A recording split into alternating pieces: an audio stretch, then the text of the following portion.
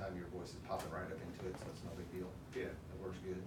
Some people back off or that kind of stuff, so. Yeah, sure. Hand signals. 5, 4, 3, 2, 1, go. Good morning, this is Dan. Welcome to the Spiritual Underground Podcast. This morning is a rainy Saturday morning here in late February, and we've got a special guest in the studio, author of 12-Step Spiritual Recovery. Christopher Cohn is sitting in with us. We're going to spend some time talking about the book. Just a complete juiced beginning to this story. The book come out, actually I think people were getting it in their hands on Tuesday was the delivery of when people were starting to receive them. So a long journey and a big crescendo happened when the book finally landed in people's hands and on doorsteps, and it was just a really cool day. So we get this podcast underway to get this movement moving forward. I'll read a little bit first. I'll start at the beginning. This is just the beginning of chapter 1. This is not my beautiful house. This is not my beautiful wife. Well, how did I get here? That is lyrics from Once in a Lifetime by the Talking Heads. You sense something is wrong. You felt it for some time now. For several months, maybe even years, you've been able to put it off, pretend it wasn't there. Maybe you've been telling yourself, just stay busy, don't look too deeply, keep moving forward. But then, there it is, back again, demanding your attention and thwarting your every effort at an intentional ignorance. It's that tickling, uneasy feeling that life isn't supposed to be like this. My life is not supposed to be like this. It has been building in you with the frustration of an unreachable itch, and now the truth will no longer be denied. Welcome to the podcast, Christopher. Well, hello, David. Hello, all you kids out in podcast land. Glad to be here this morning. Appreciate it. Super fun, man. Yeah, this is juice. Oh, and I did want to say right at the upset. Okay, so if you had told me 4 years ago when I first met you that I would be sitting here doing a podcast with my sponsee talking about my book, I have to tell please, anybody listening, recovery is the coolest thing in the world. Genuinely the coolest thing in the world. I personally did a lot of acid back in the day to try and have these kinds of experiences, and you can never, ever, ever, ever predict the juice that's going to come your way if you're in the solution. You're doing this deal that we do. And so like I say, if somebody had told me that this would have been happening, I said, I just met this guy, there's no possible way. And then here we sit. Isn't that amazing? Yeah, well, I can echo the same sentiment. 4 years ago when I first met you, there was a thing in my head that would tell me over and over again as you were like guiding me. You hear that in my story. I won't go into that too deeply, but as we started doing the work, and you started guiding me, and you would tell me certain things that I would hear you, and there was something drawing me to want to believe and to stay on the path. Mm-hmm. But there was still the other voice in the back going, "This is baloney." Yeah. Can't be true. Yeah, can't be true. This is or way too much. What's the hitch, right? You're right. Yeah. That's Where's the catch? Alcoholics. We're always looking for that other shoe to drop. We can't believe in nothing. Yeah. And then started walking down this path, and to be 4 years later to. I think you should add this to your miracle list myself on that miracle story that you got there.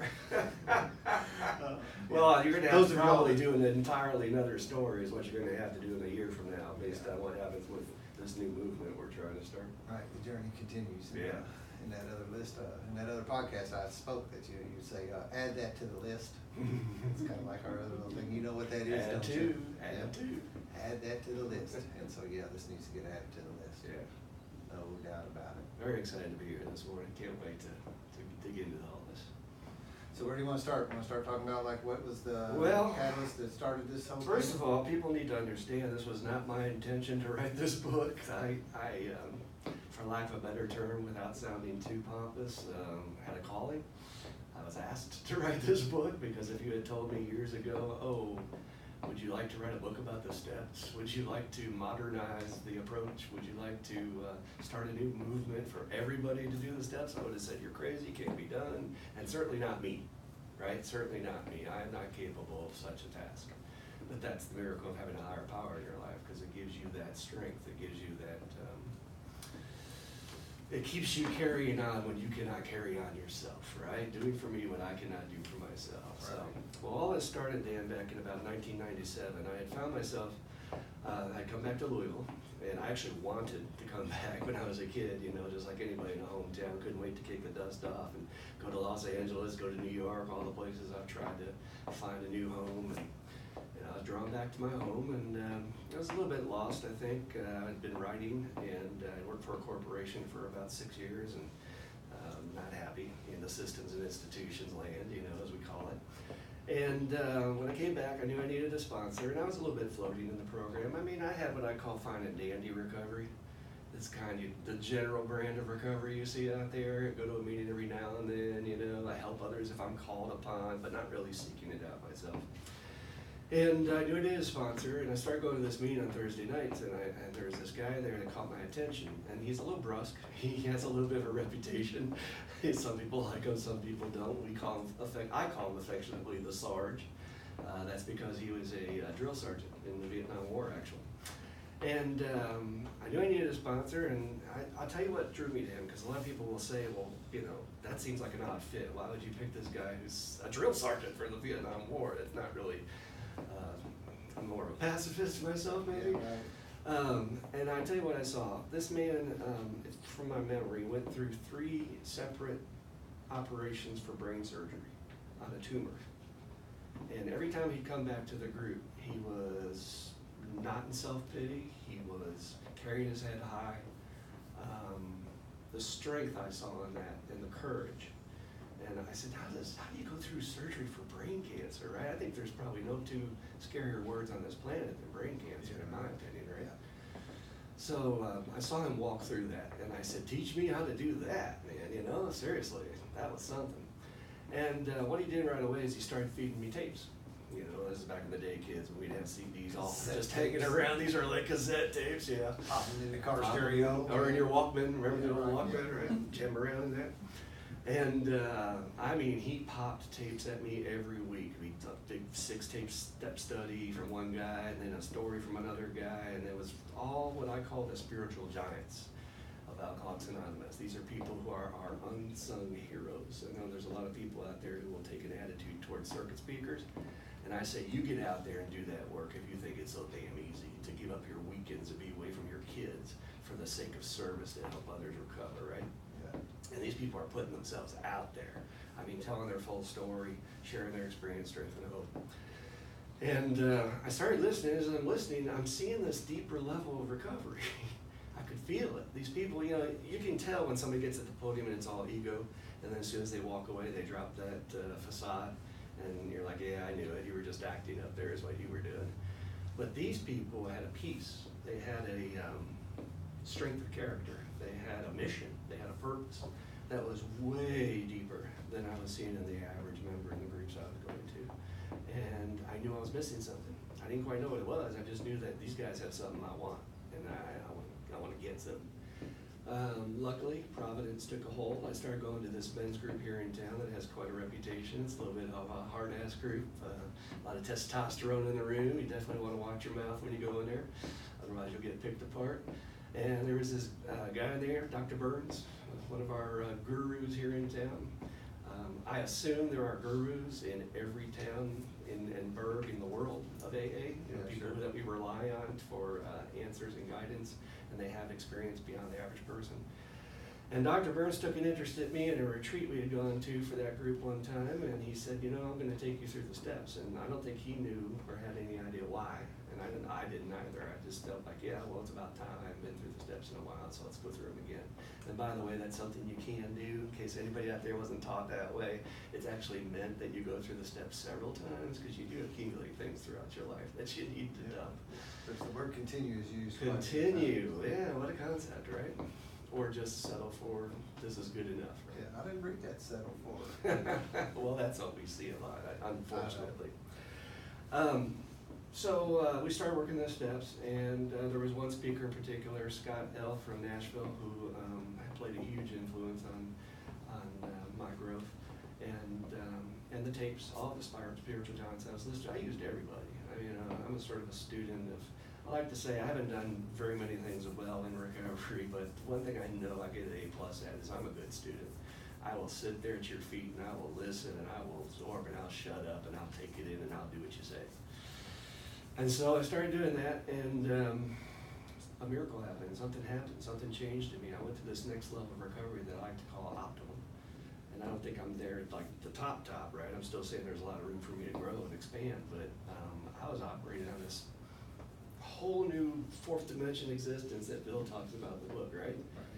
For those of you who've read the big book, Bill says, you know, the fourth dimension of existence when you do this work. And as a writer, I just had to stop at some of the choices he made, because we know that Bill had a dictionary out when he was writing the book, because he didn't want to repeat himself too much. He wasn't a professional writer. And so if you think about that phrase, okay, he had to, anything that existed within the three-dimensional world wasn't enough to describe how good recovery was at that level. And so he went and said, it's the fourth dimension, right? And we don't see that in rooms. We don't see fourth dimension of recovery. We see a lot of people just sort of settling and hanging in there and being dry, doing just enough, right? Yep. So, and I would go out and speak. At that time, I started getting asked to speak a lot at meetings, and I'd talk about it. I'd say, okay, the only thing I can explain it to you guys is that I feel like I had a Hemi V8 engine inside in my soul, and I was probably operating on about 1.5 cylinders. And then suddenly this next level of recovery just opened up the whole engine. I was like, yeah, let's go. This is like, my whole life changed. My whole life changed. My service work became a passion. We started this group called the Holy Rollers, which was prior to the spiritual underground going on. And we called ourselves the Holy Rollers because we would roll up on a person who was hurting, a person who was dying, and we wouldn't let them leave the parking lot until they were part of our group. Yeah. We wouldn't take no for an answer. We wouldn't get them sober against their will, guys. Don't misunderstand what I'm saying. But we had an enthusiasm that was infectious, and they wanted to be a part of it.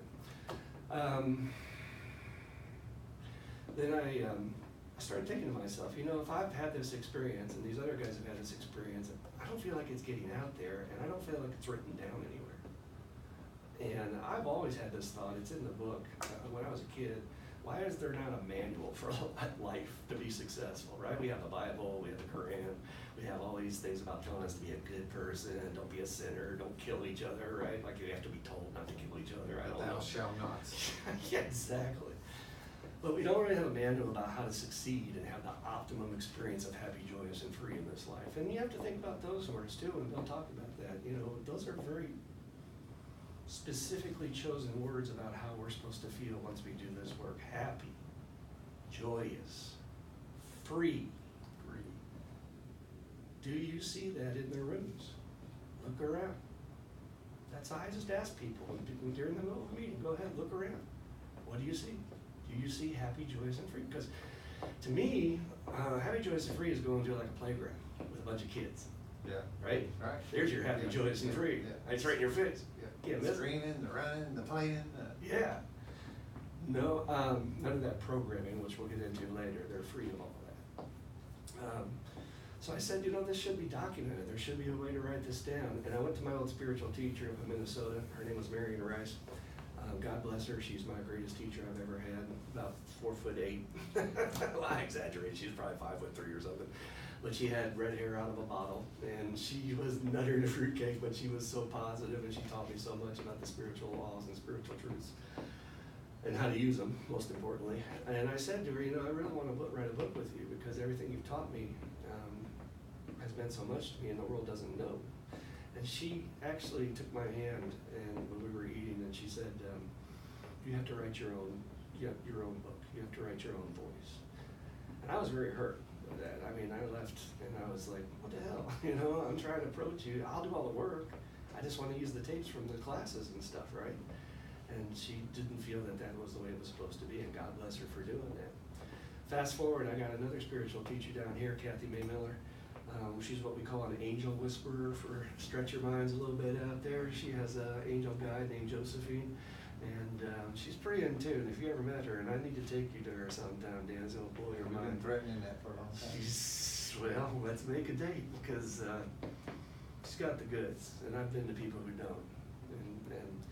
And anyway, I went on a retreat with her, and I was struggling to write this spiritual book on my own, and I was probably about 400 pages in, maybe 500 pages in. I had a pretty good project going for a couple of years there. And I I was very restless. It was Sunday. I wasn't getting anything out of the group, and I'm like, I'm just gonna go walk the ground. I need to get out of here. It was an early spring day.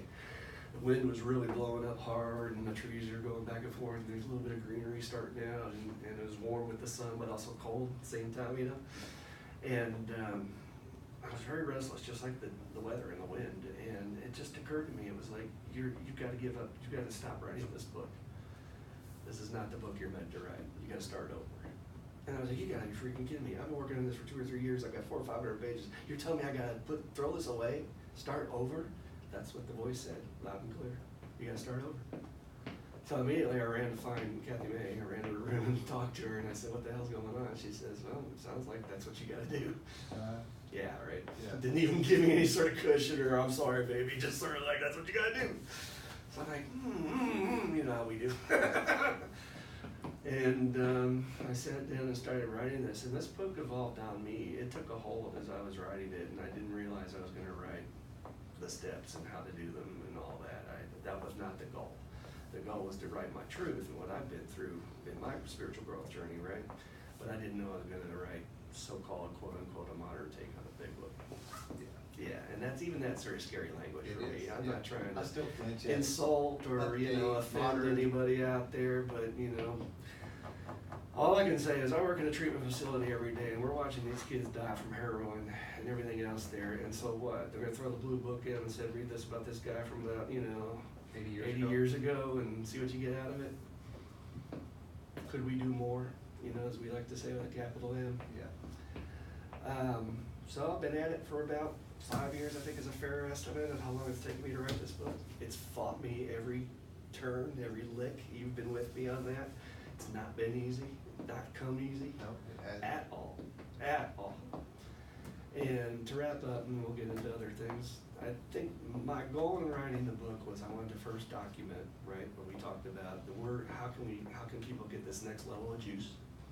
For those who don't know what juice is the God stuff, the good stuff. That's the stuff that makes you happy, joyous, and free. And you heard me, you're like, juice, that's good stuff. I love that. That's awesome. It just feeds you. It gives you something, right? And then it started occurring to me, we're writing this book for everybody. This isn't just for alcoholics or addicts to maybe go to that next level of recovery. This is a book that we can now open up the doors, possibly, to the entire world. Right. And share these, for how many years have we sat in the rooms and said, gee, I wish my mom or dad had this program. Yeah. I wish my friends had these steps. Yeah, everybody outside. Yes. Yeah, we do get some. It's a thing Or the we do on a regular world, basis. we say, what kind of great world would it be if everybody Everybody worked the 12 steps? yeah. Can you imagine? Yeah. Can you imagine that heaven on earth we would have if everybody worked the principles in the 12 steps? Seriously. Yeah. And we No sit around- war, no famine, no I hating remember on the your day I come brother, in. no prejudice. Yeah, so wishing, when the people were talking about their spouses and, the parents and the boss and always pointing to somebody else saying that wish they would work this program too.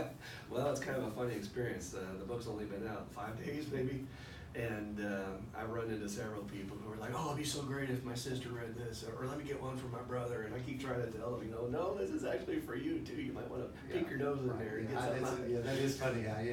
I need one of those for my buddy, not for me. And automatically they associate somebody who's addicted, Yeah, my right. son's addicted, so he needs to read this, and saying, well, you're probably pretty sick with his addiction too, from codependency and things.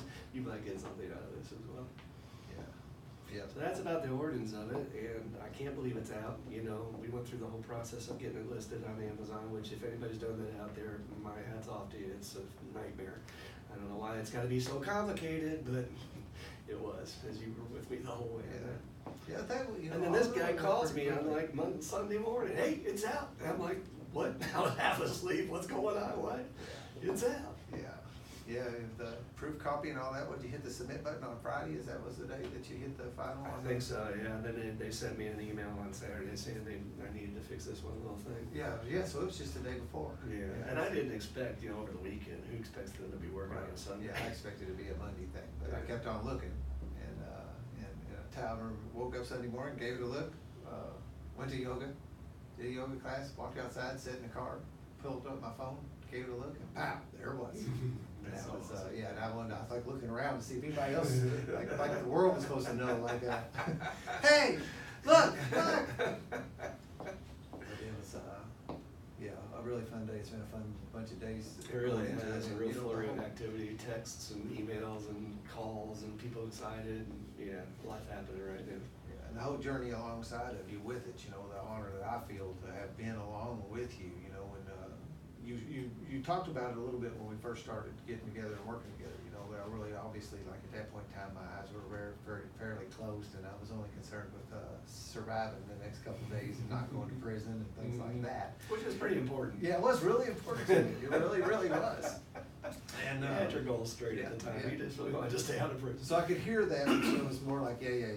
You know, what do I need to do next? I got this thing going on. So then when, you know, some time went by and you would tell me about it, you know, and share the day-to-day things on writing, and started like, I remember started like seeping in where, you know, there was some, frankly, in the beginning, I wasn't that interested, right? Yeah, like you said, I had bigger things going on. But as time went by and I started getting healthier and I started to hear, and I also finally started, I guess at some level my heart started opening, right? Mm-hmm. So and then I was able to actually hear your passion about it, where that was blocked from me before, Mm-hmm. you know, and I could start feeling that, the passion you had for the writing, and I could hear the frustration, and I could hear You that. did your own steps too, and I think being awakened from the process of doing your steps. Yeah, right. You're able to see things you just couldn't see before. It's like I I'm was trying to getting throw this book at people who have no reference point of what the steps are. They just go, oh yeah, whatever. They just don't understand you. This could change everything in your day on life. Yeah. You know. And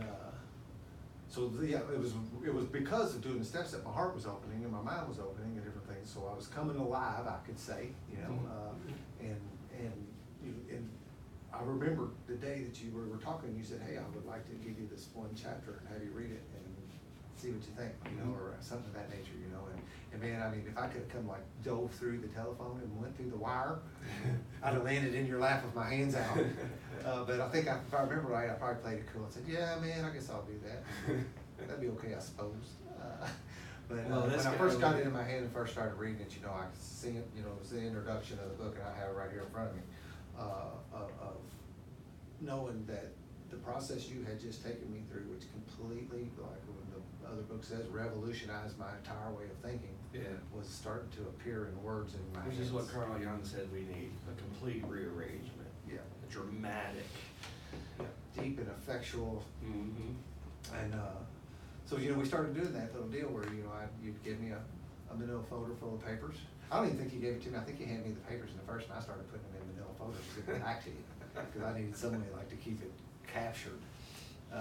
And so then I remember, like, it was almost like a dope deal out in the parking lot at the end of Tuesday nights. You know, I'd give you my package and you'd give me yours, and we'd swap, and I'd give it back. And I remember, you know, you were asking me for feedback, and that was really hard to give you feedback. You know, I was shy on that, but you know, we started that little process of being able to actually put some marks in it.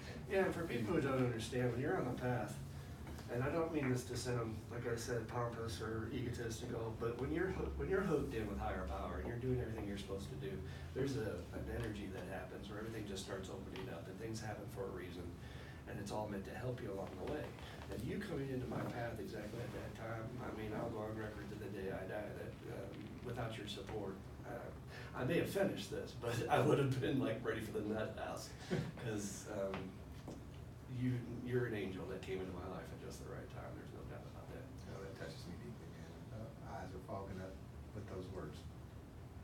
And it's an honor to have walked along, you know, and that whole process of watching it go from those manila folders to a second reading and another draft, you know, and you're thinking it's gonna be ready, but you just weren't happy with it yet, you know, and you knew there was something still missing, and so you swept through it again. Well, we can talk about that a little bit if you want. That was the tricky part of this whole project. Okay, so it's really a book in two parts.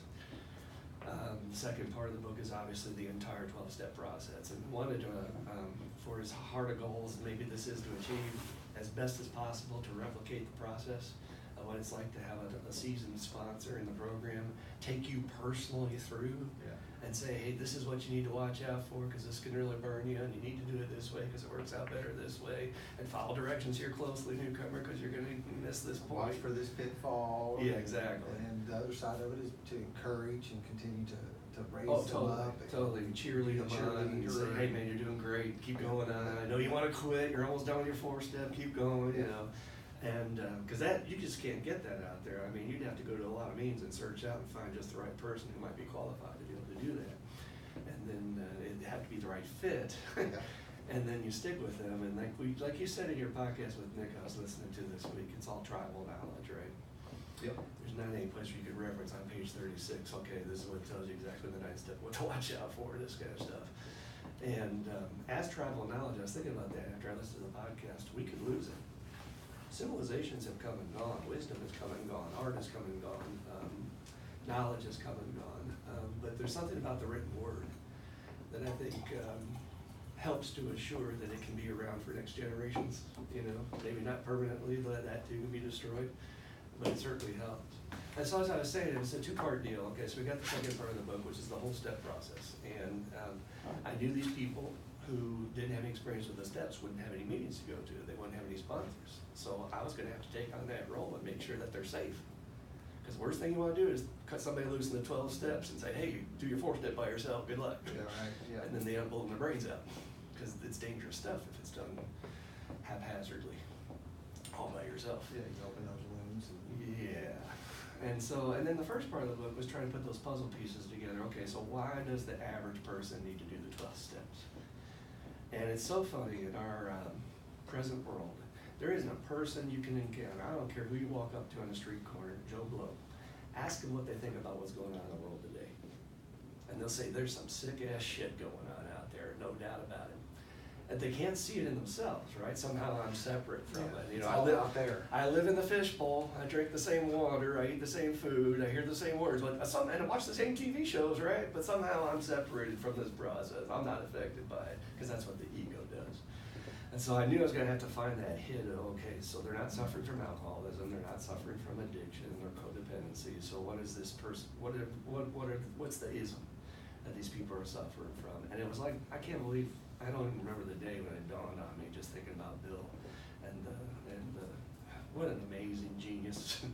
And we would not be here without him, period, in the story, and Dr. Bob as well. But Bill putting those pieces together that, you know, underneath our exterior symptoms, there's a much deeper malady going on. And that much deeper malady is spiritual in nature, right? It's not a physical disease. We do suffer from a physical illness. We have genes that make us sick. We are different than other people who do not understand about alcoholism.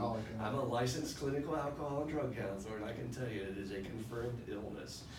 These people are different in their brain, okay? Just like any other mental illness, they have deficiencies, okay? We don't look at a schizophrenic and say, oh, just get over it, right? But we do with alcoholics and addicts, still to this day in 2019. Because all that moral shit that's left over from history, right? You're a bad dog, you're a harlot, you shouldn't be doing what you're doing, right? Having too much fun, right? Yeah. Mm-hmm. Lack of willpower. Yeah, well, it's the exact opposite. Yeah, for those of that's us, what we blame, you know, that'll be said. but for the listener who might not understand what I'm saying is that the problem with addicts and alcoholics is that they have too much willpower. I mean, you know, have you been able to stop them from drinking so far? Yeah. So who's winning that battle of willpower right there? Yeah, that will is mighty strong to get to that ego. That's what we gotta be broke of, right? So coming up with, Bill said, okay, so we got this much deeper malady. It's spiritual nature. It's not physical. It's not really mental, but there's something wrong with my soul. Now, we immediately think when we hear spiritual sickness because of our training, our conditioning, our programming, as I call it, we think religion, right? Religion, right. Church. That's all. Well, we all had that as kids, right? Unless you grew up in another country. And then you had your own particular brand in that country. And we start thinking about morals, and I need to be a better person. I need to be a Samaritan who goes out and helps others, whatever. No, but what we're talking about is that this world we've created for ourselves as human beings, our structures, our systems and institutions, it works to an extent, right? Okay, we all basically kind of get along. We kind of try to separate, or how do I say this? For whatever for good or bad, it works as it is, but it may not be optimum. And what happens with people is, as you're going through this world with the systems we have, you get experiences that are negative, you get experiences that are pressure, bad, affect you and change you. And that's when that concept came to me about the photograph, finding your picture of yourself when you're in a family album back then. Everybody out there listening, you have a photograph somewhere in one of your family albums of a time when you were completely happy, joyous, and free, and you were completely untouched by everything this world has done to you since then. And if you don't know where to look for it in the eyes. Right. It's not the gesture, it's not the costume you got on, it's not whatever you're doing in the picture, it's in the eyes. You can see that there's a soul inside there, there's a spirit, there's an energy. That's where you were. That's what I call the original self, the original soul, right? Yes. And after that, everything was added on. We started getting indoctrinated. We started getting taught. We started having to go to school. We had to go to church. We were in certain families. We had traditions. We do it this way, not that way, right? You're a Republican. You're a Democrat. We start getting labels. We start separating. We learn about prejudice. You're black. You're white. All that other crap that a kid doesn't have, particularly around the religious stuff, right? I say to my patients, man, go up to a kid who's 4 or 5 years old on the playground and ask them what they think about God. You're going to hear nothing but positive stuff. You're not going to hear about sin. You're not going to hear about hell. You're not going to, unless they've been damaged already, and God forbid, at that young age, right? Yeah, right. You're going to hear nothing but good stuff about a higher power, which is how we all feel. And which cracks me up about so many of our members today who say they can't come into the program because of the God stuff, right? Yeah, right. Yeah. Typical thing. Because they've been damaged. They've been hurt by other human beings. And that always astounds me too, that alcoholics who are so independent would allow themselves to be controlled by their enemies like that. These are people we didn't like, people we didn't appreciate what they shared or did to us. And today we're still allowing them to stop me from finding a spirituality that could work for me. So anyway, your soul becomes sick. That's the bottom line on spiritual sickness. Your original self has been so fed up with all this programming. All deprogramming. Yeah, and how we're supposed to be as human beings, that it's had enough. And I think that's what we're seeing in our world today, is people who've had enough. Everybody's angry, everybody's frustrated. If you go to the mall and watch people, they all have frowns on their face, you know. People in traffic are just cutting each other off and don't give a damn, and everybody's self-centered and, you know, and very cynical about the future. Guarded. Yeah. Everybody's got a wall up, you know, that don't get too close to me, don't look at me, don't smile at me. Well, they expect a fist. Yeah. You know, I could always see that look in people's eyes when there's a little mistake made. Somebody bumps into somebody else in the airport, or somebody cuts somebody off in their car, and then there's this moment where you can tell the person's expecting a fight first. Yeah, right. A curse word, right? Yeah. That's gonna be the first thing they're expecting, then they're gonna jump right Yeah, into it. yeah, the defenses just fly right up. Yeah, and so guys out there listening, that means that's your sickness. That's the stuff inside of you that's built up to the point that you're so filled up. Your trash can, as we talk about, is so filled up that you can't take it anymore. One more piece sends you over the edge. Yep. And I have that theory about mass shooters too. I know I'm on tricky ground here, but I'll go there. I believe with all my heart that if they had just done a fourth and fifth step, those people would still be alive. Because what happens after the fact? We always find out there's some sort of list they made out of all their beefs. Yeah, some right. manifesto Yeah, they they've call left them one. behind that, this is how the world has harmed me. And well, dude, that's a fourth step Yeah, right one there. or two. If you had just done your columns and talked to your sponsor, maybe you wouldn't have picked up a gun. Yeah. So it's a long-winded way of saying, to keep it simple, is that whoever you were at birth has been changed. And there is a way with this program to clear away that wreckage, to clear away that damage. Taking out the trash, as we call it, right? And when you do, that's when people end up happy, joyous, and free. They're not carrying that stuff, that energy, that what was done to me when I was 11, what was done to me when I was 6, what that one guy said in church one time, what my parents tried to teach me, and we're still carrying all that stuff. Some peer, some older peer, you know, tons of just different directions where you get this programming in you that sticks. You know, you carry it. I can think of things. You know, I'm sitting in the same neighborhood I grew up in. Yeah. And when you're saying that kind of stuff, I was worried about that when I drove down the street. I was like, geez, you know, Dan's living here his whole life. Yeah, since I was 3 years old. You know, yeah, so it's you know, obviously I moved away for a little while. I'm in the middle of my adulthood, but I was into here. But what I was saying is my mind flashed back to like the basketball court down the street, and having friends.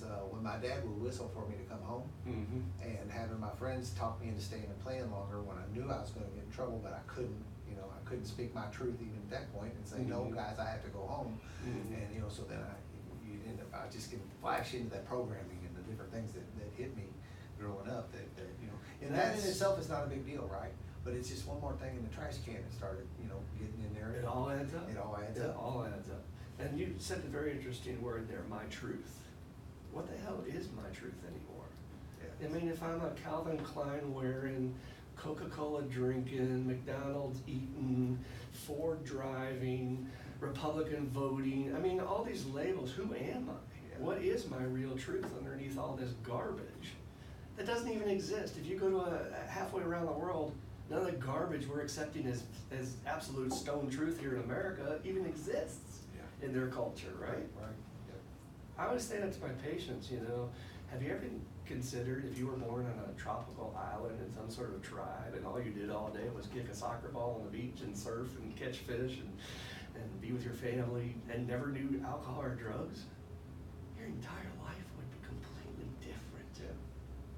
Yeah. And we don't have any choice over that. We don't have the choice of what family we're born into, what city we're born into, what country we're born into, and so we're sort of just thrust out there and say, here you go, and you better learn the way we do it.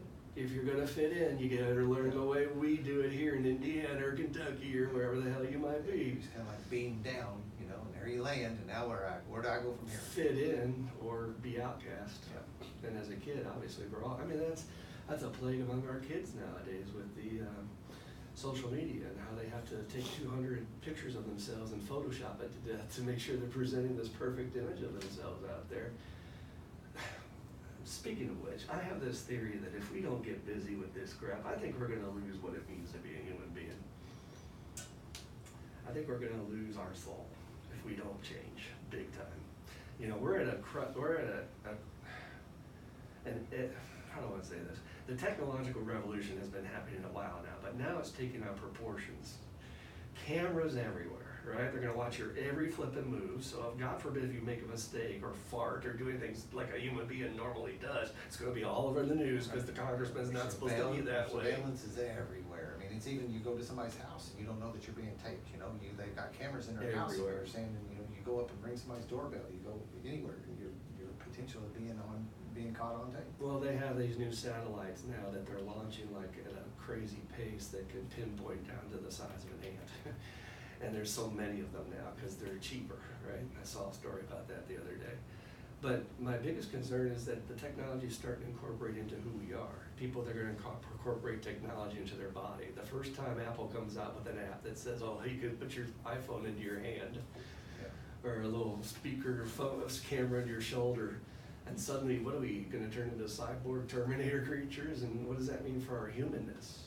Because, you know, I think public spaces are the best place to see the quality of human nature today compared to like the 40s. All right, so if you go to the airport in the 1940s, you know, people are kind of dressed decent, you know, because they care about, you know, at least, you know, try to take care of themselves and stuff and look good. And they, you know, are polite, you know, please, thank you, excuse me, things like that. And go to the airport today and just sit there and watch people go from terminal to terminal, and they're dead. It's like watching an episode of The Walking Dead. Yeah. Nobody's in the eyes, they're completely emotionally unavailable. Just a little robot, get in your seat, CA, and, you know, close your window and get your seat back up and get your seatbelt on. And it's, what are we doing to ourselves? What are we doing to ourselves as creatures, as animals, which is what we are, we're animals, right? Our ego wants to separate us and say, oh, well, somehow I'm different than my dog or my cat. No, you're not. We are conditioned animals. If it feels good, we do it. If it feels really good, we do it a lot. And then we develop a habit, which is hard to break. And it's all about reward. It's all about,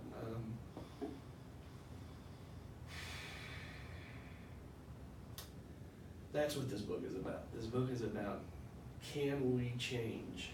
Can we, our only solution is gonna come from the spiritual realm now. And unfortunately, everybody's thinking church when I say that, right? And we've gotta stop pointing the finger at other people and saying that it's their fault. We have to start pointing the finger at ourselves and looking in the mirror. I'm as sick as anybody else. I don't even know how sick I am until I do my step work, right? Right. How many guys do we have during their fifth step that all of a sudden they have that moment, Bing. right? Where they realize, oh my God, I've been asleep at the wheel of my life for all these decades. Yeah. What have I done? How could I possibly have not seen this? And when you clear away that wreckage,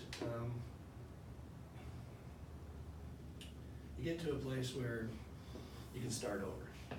And I don't even know of any other programming or methodology or techniques or anything that's out there. I mean, you know, there's disciplines, right? Like you do yoga and Sure, things like yeah. that. There's faith followings you can do.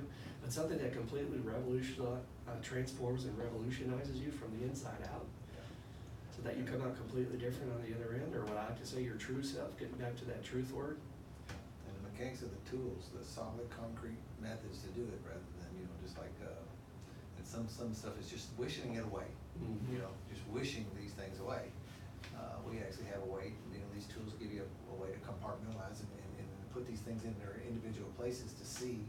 And like a mean dog, I get to like pet them down and say, okay, and train them into being not, you know, now they're okay. Yeah, right. And put them all in a. Versus, I'm working with a sponsee right now who's got some parents who are in their 70s, and he's so frustrated that they've not changed at all their entire life.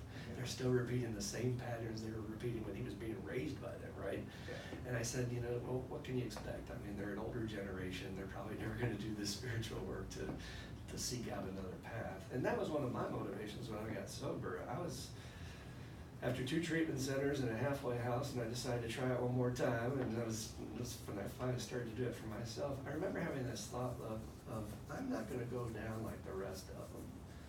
You know, I'm going to separate myself from this pack of sickness that has been in my family lineage since who knows how long. I've not done my ancestry to see how many alcoholics, but I know one of my sponsors has. He's a very wealthy man, and he did his ancestry, and he found that 65% of his family died from this disease. And of course, nobody talked about it while he was growing up, right? Right. Kind of important information. If your family had cancer, they'd be Yeah, talking right, yeah, you about it. check that box at the doctor's office when you go for the new paperwork and stuff. And actually, I think it actually is beginning to start being a box that you check now, but it hasn't been long that they start asking you about chemical dependency histories in your family. But can I break free from that, or am I cursed by the teachings and programming that they had? And in my book, I talk a lot about the empathy I have for my parents, and then for my grandparents, and then for my great-grandparents, because you have to think about the timing, man.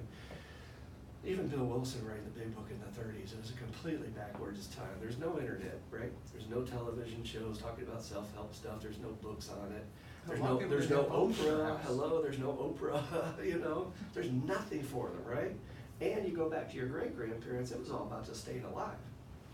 We didn't have time for self-awareness. We didn't have time for spiritual development. Well, you got to go out and dig the freaking trenches and plant the potatoes and get ready to feed yourself, because you're going to die if you don't. There's no Kroger's and there's no, you know. You have to go out and hunt, get your food, and keep the land going, whatever you're doing. Survival, right? But that's what I'm saying. I think we're squandering this time. We're in the year 2019. We have the internet at our, think about that tool, right? At my fingertips, in my house, in my pajamas, I can go anywhere in the world and learn anything. Yeah. And what do? We look up YouTube videos on cats, and as I like to say, people kicking each other in the nuts and things like that, just goofy stuff, which is fine. That's part of the human element too, is to let that side of yourself out. Yeah. But how about a video on meditation, or how about a video on personal development? I'll tell you an interesting story. It's a story that happened yesterday. My boss lives in the East End of Louisville, and it's very she, and there's these neighbors down the street, and every time he goes past there, they have a different supercar.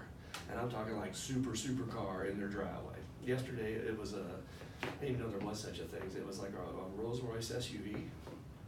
I was like, what the hell is that? Why? Why is that even a thing? And Lamborghinis, Ferraris, and then they have their decals on the side for their company, right? And it's this keto thing, right? Yeah, okay, so I get it.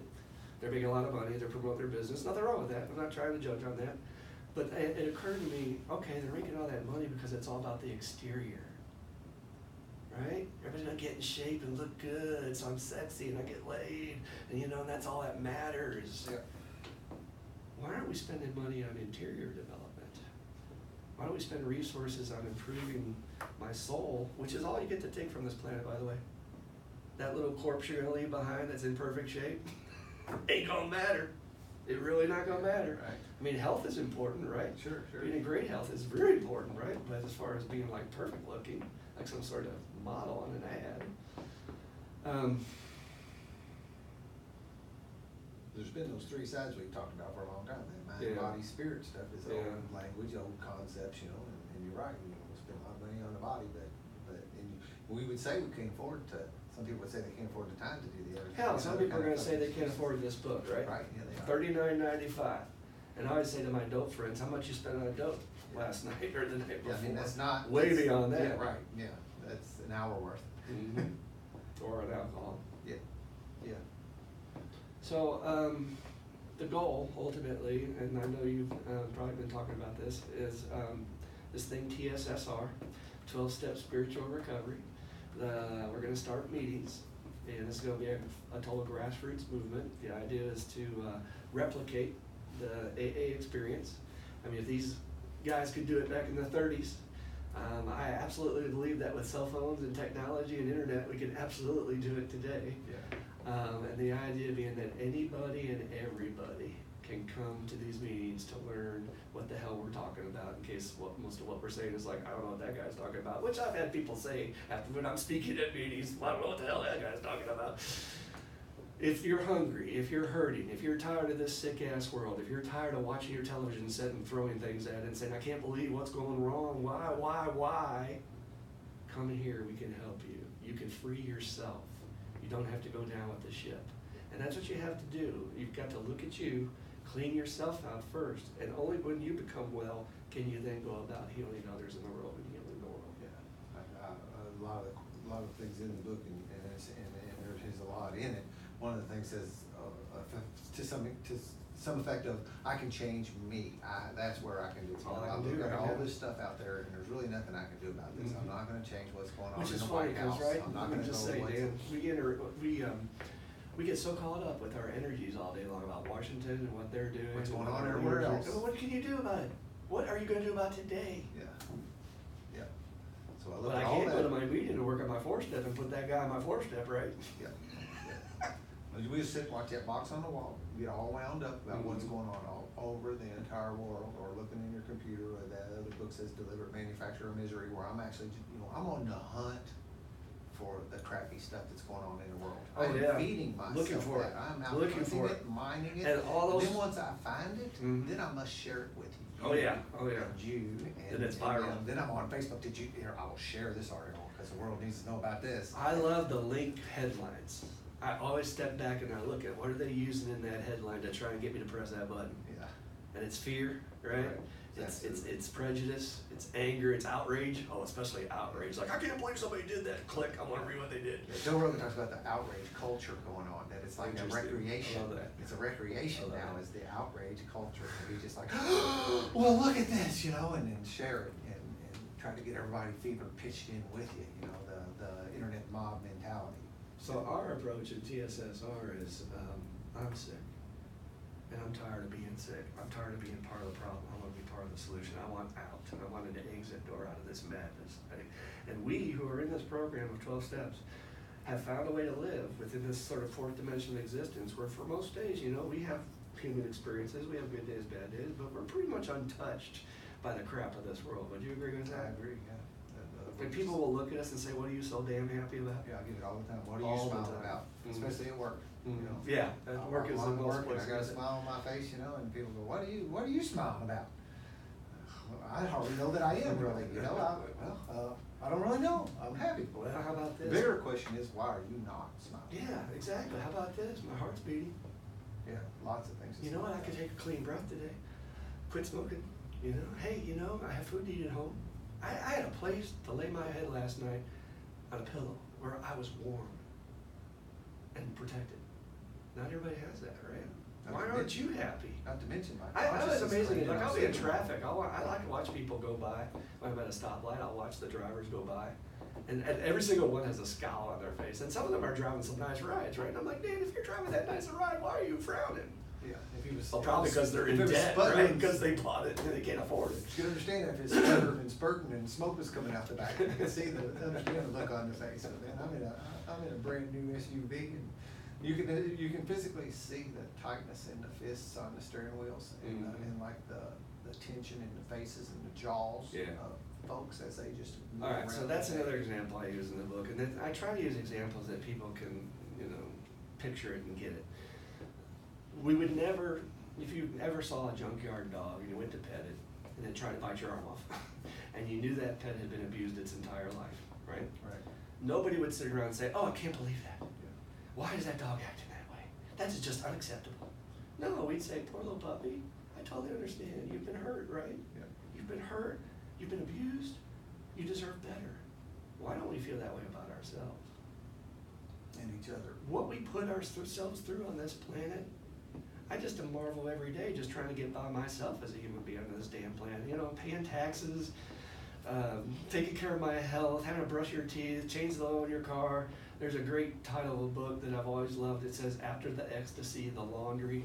I gotta just get by and do my shit, and then I gotta deal with the systems and institutions that are trying to program me and get me every turn and say, "Believe this, think this, do it this way is it's correct, and you do it wrong." Why wouldn't you drink? Yeah. Why wouldn't you just blow your mind out with chemicals every damn night just to home and sit on survive the all couch, that? man, I need some relief. Yeah. And there's another way. That's the thing. It's a better way. And that's the other thing I like to tell my patients. You gotta understand, listeners, I'm in a war zone every day of people who are very sick with this illness, and they do not want to hear what I've got to say. I always laugh when, before I even open my mouth, as soon as I walk in the room, well, actually, before I even come in the room, they hate me. Right? So they got this preconceived, who's this guy? Man, I hate this guy. He's authority. He's a counselor. I hate him. And so that's a hard crowd to play to. I will tell you that straight up. And I try to tell them that, I totally lost my thought. It'll come back to me. Well, hang in there. It was really good, guys. I promise it'll come back later. The only thing I've said from the beginning of getting behind these microphones, though, is Yeah. that this is real. Yeah. This is not stage stuff. This is not produced. I think, was that This on is Nick's not- podcast that I heard the dog barking in the Yeah, background? there's my neighbor's got the coon dogs over here. I heard and I believe the siren, anytime any of that happens, it happened a little while ago, they were going nuts just a little bit ago, and I don't think about that, but that's real, we're just regular folks here, not superstar paid employees or pushing some kind of product. All right, thank you. You helped me remember. By the way, that's a tool, guys. If you can't remember what you were saying, change the topic. And the minute you change the topic, your brain will reset on what you wanted to say. I'm really good at changing the topic. So I try to tell them, okay, so when you go to a meeting tonight, because you have to go to these meetings, it's part of the required program, look around the room and listen. These are guys who are going to tell stories that are either equal to yours or way worse of how bad they were addicted and the things they did. And then you're going to look at them and you're going to see a picture that doesn't correlate with that, right? They're going to be sort of dressed nicer and they look happier and they have kind of peaceful, and you're like, well, I don't quite figure that out. Think about it. If they were like you, they're a fellow addict, they had to have something at the end of the day to deal with this damn world and the systems, institutions, and all the programming that's killing me. They had to have something in them at the end of the day, and they don't now. But they say they found something better with a capital B. Yeah. Better. What is that? I mean, I know when I was using dope, I was always looking for the best. Yep. If somebody told me to cross town they had something that was like, oh, this is like really the good stuff, Stay I'd be somewhere. over there in a heartbeat, right? Yeah. And yet these people go to meetings and they see these people who have found something way better than, and I'll even say to my heroin addicts, it's better than heroin. And of course they go, oh, no way, nothing's better than heroin, right? Yeah, no, there's no way these people would be sober. It wasn't bad. There's no way they would not be pounding a needle into their arm today if they hadn't found something better with a capital B, B, B, B, B, B, B, exclamation point. Think about that. And that's this. 12 steps, man. For the people who have done it, not just going to meetings. Actually apply the principles. Well, here's the deal, man. If you have cancer, and I just go down to James Graham Brown Cancer Center here downtown Louisville, and I just watch everybody else take the Sit in the chemotherapy. Yeah. Hang And then I around go the back to lobby. my doctor and I say, I can't believe that I relapsed. Can you believe that? I have no idea why I relapsed. I get patients in my group every day like that. I said, motherfucker. Did you do the treatment? Did you do what your doctor told you to do? Oh, you're still sick? Duh. Now, where my hospital is, we're in the middle of a whole conglomeration of hospitals within that square mile, right? There's like, that's like Hospital Central in Louisville, Kentucky.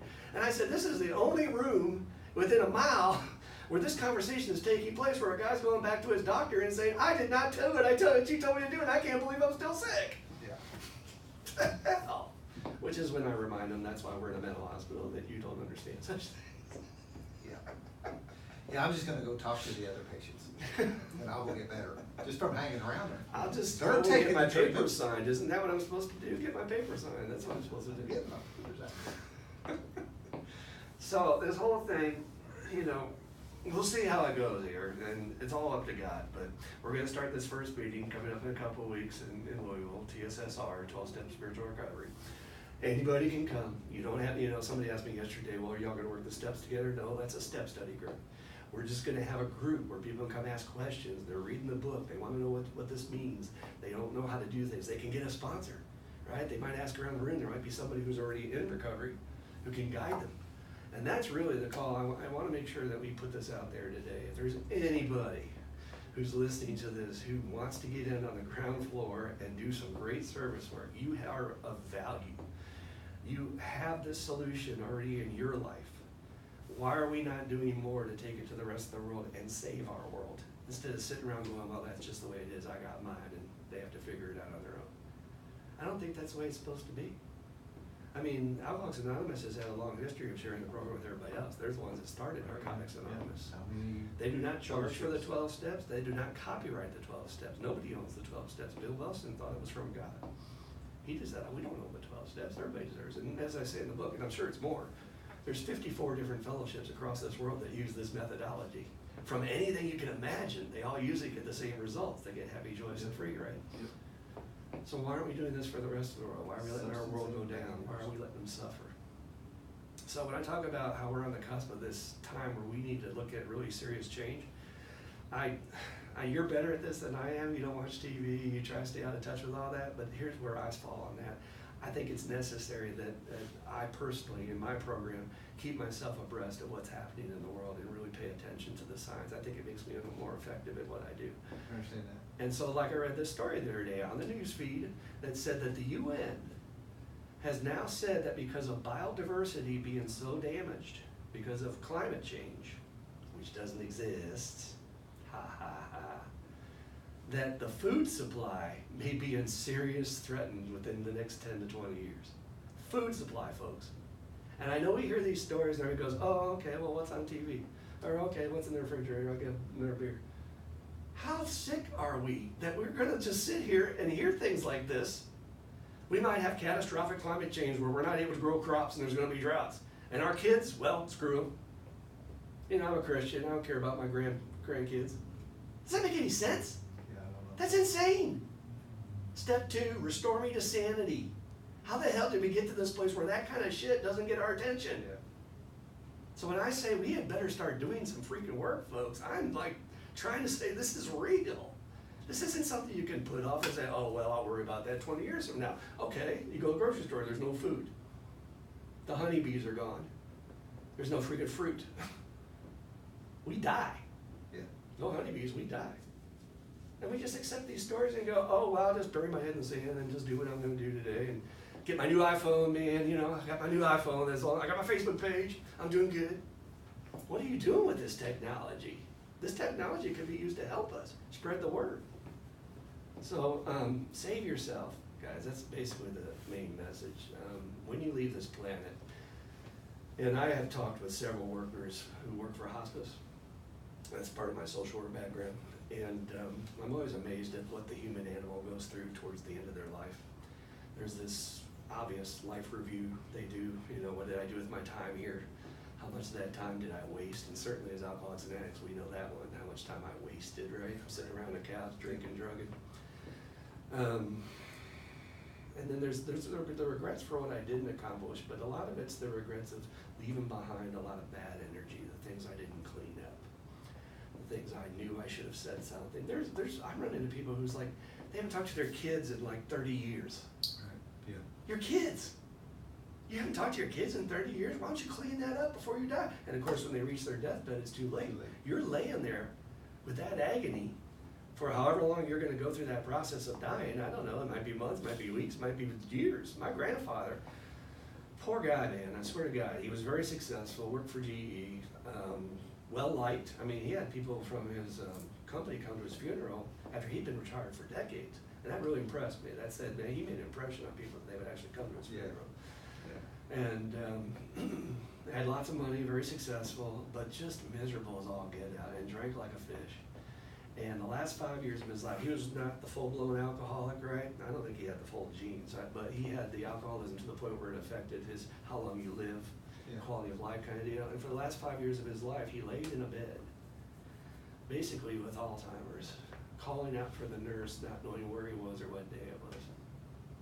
And I would go over to visit my grandmother and give her support, and he'd be back there going, nurse, nurse, nurse, all day long. Put me out of my misery. Yeah. Hey, I'll go out on a limb on that one too. Don't we take our dogs to the shelter and put them down when it's time for them to go?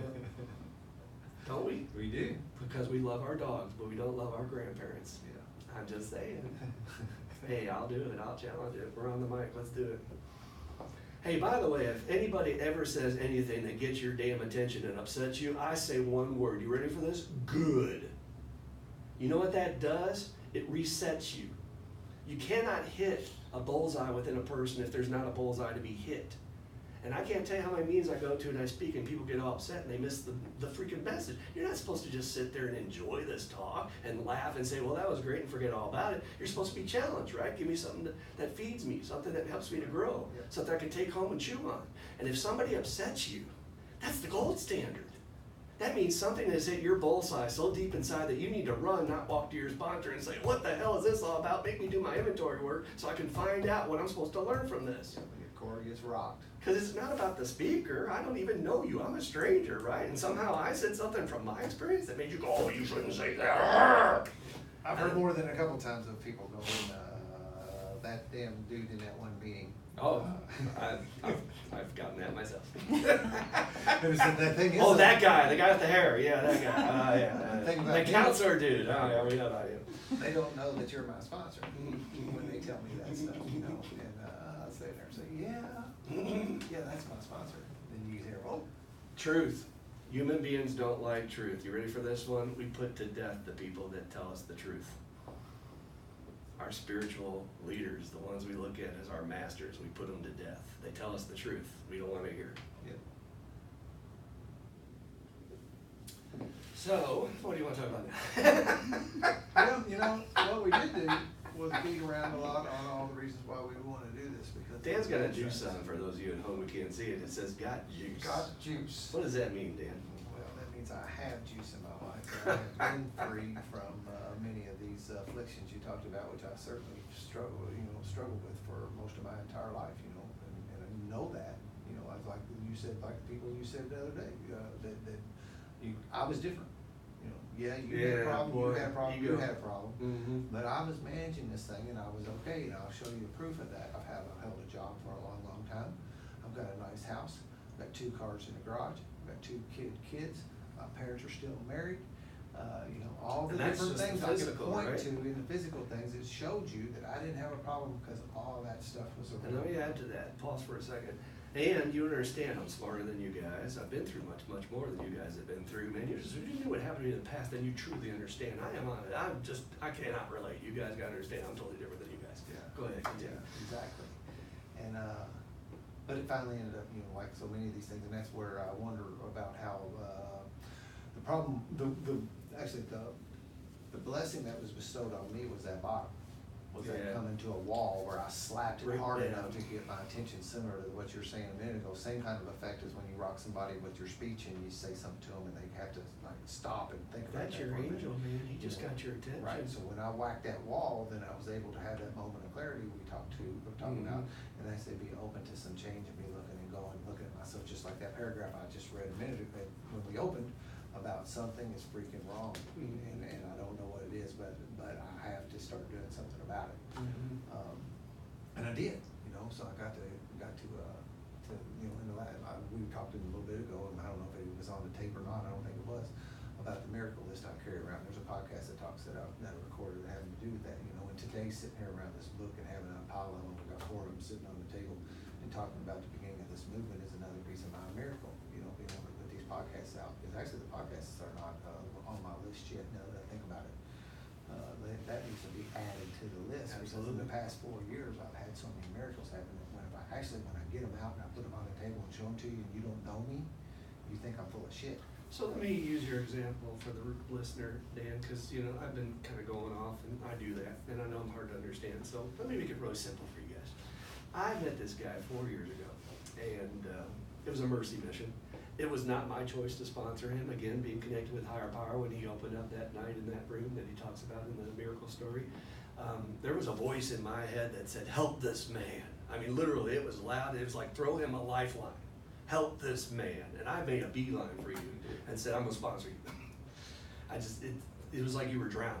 That's what I heard that night, literally going under for the last time. You really never really paid a lot of attention to me other times. I was trying to get your attention, but I couldn't really get your Well, attention. because And you then weren't after telling that, me your yeah, truth because yet. I wasn't You were able, dancing I didn't around make your myself truth. open to the help yet. You were know, dancing around your and truth. then when I laid Boy, my did you cards lay it on out the there table. that night, you were like, okay, here's what's going on. Yeah, and then boom, there you were. There's the help. It's Yeah. the same way with God. Yeah, right, yeah. Right, we dance around this, God doesn't exist, my ego this, my self-will that, you know, but until you get broken down, you really need it. Bill says that in the big books. It's a very interesting line, you know, we find that God is there when we really need him or something like that. Yeah. Yeah. I don't know why it's like that, it just seems to be that way.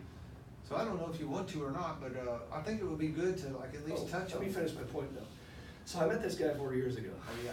Me, let's talk about me. That's a Dan. good topic. The guy that got Jesus' shirt on. And if you don't believe this stuff works, he didn't. And he No, was giving me that doggy don't understand look all the time. I talk about that in my book. Where the dog, if you have a dog at home, if you make a funny noise and go or something like that, your dog will look at you like, what? Tilts that head. He'll cock his head and say, what are you doing? And the absolute miracle of change and transformation in your life over 4 years, nobody can put into words. Even all the people in our group, it's not you. You have a very good humility, and it's not an ego saying, hey, look what I did. The power of this program that God could reach through to a guy who was lost, completely lost. No sense of what works, no sense of his center, no sense of his truth. To become a guy today that is finding him. I mean, if I had told this man in front of me that 4 years ago on his first night, hey, guess what? You're gonna take yoga training to be a yoga instructor one day. And you would have looked at me like, you gotta be, I'm out of here. Right? Yeah. Because we are afraid of our truth. That's not me, that's not the real me. Oh, God forbid, that's not is that what a man does? Oh no, a man doesn't do yoga. Yeah. What? And all kinds of reasons why that was. I love that scene, Fight Club, awesome stuff. Where they get on the bus and Edward Norton looks up at the ad for the Calvin Klein, and all it shows is a man's perfect torso with his little undies on there. And he says to Brad Pitt, so that's what a man's supposed to look like? That's what we're talking about, folks, this programming they put into us, which our parents, by the way, and grandparents did not have at all. I talk about that in the book a lot, about, you know, the advertising back in the day. And my dad was an advertising man, so I was on the ground floor. I mean, he was on the crew that came up with Tony the Tiger and Charlie the Tuna Fish and the Pillsbury Doughboy and the Marlboro Man. I mean, he worked for Leo Burnett in Chicago, number 3 advertising agency in the country at the time.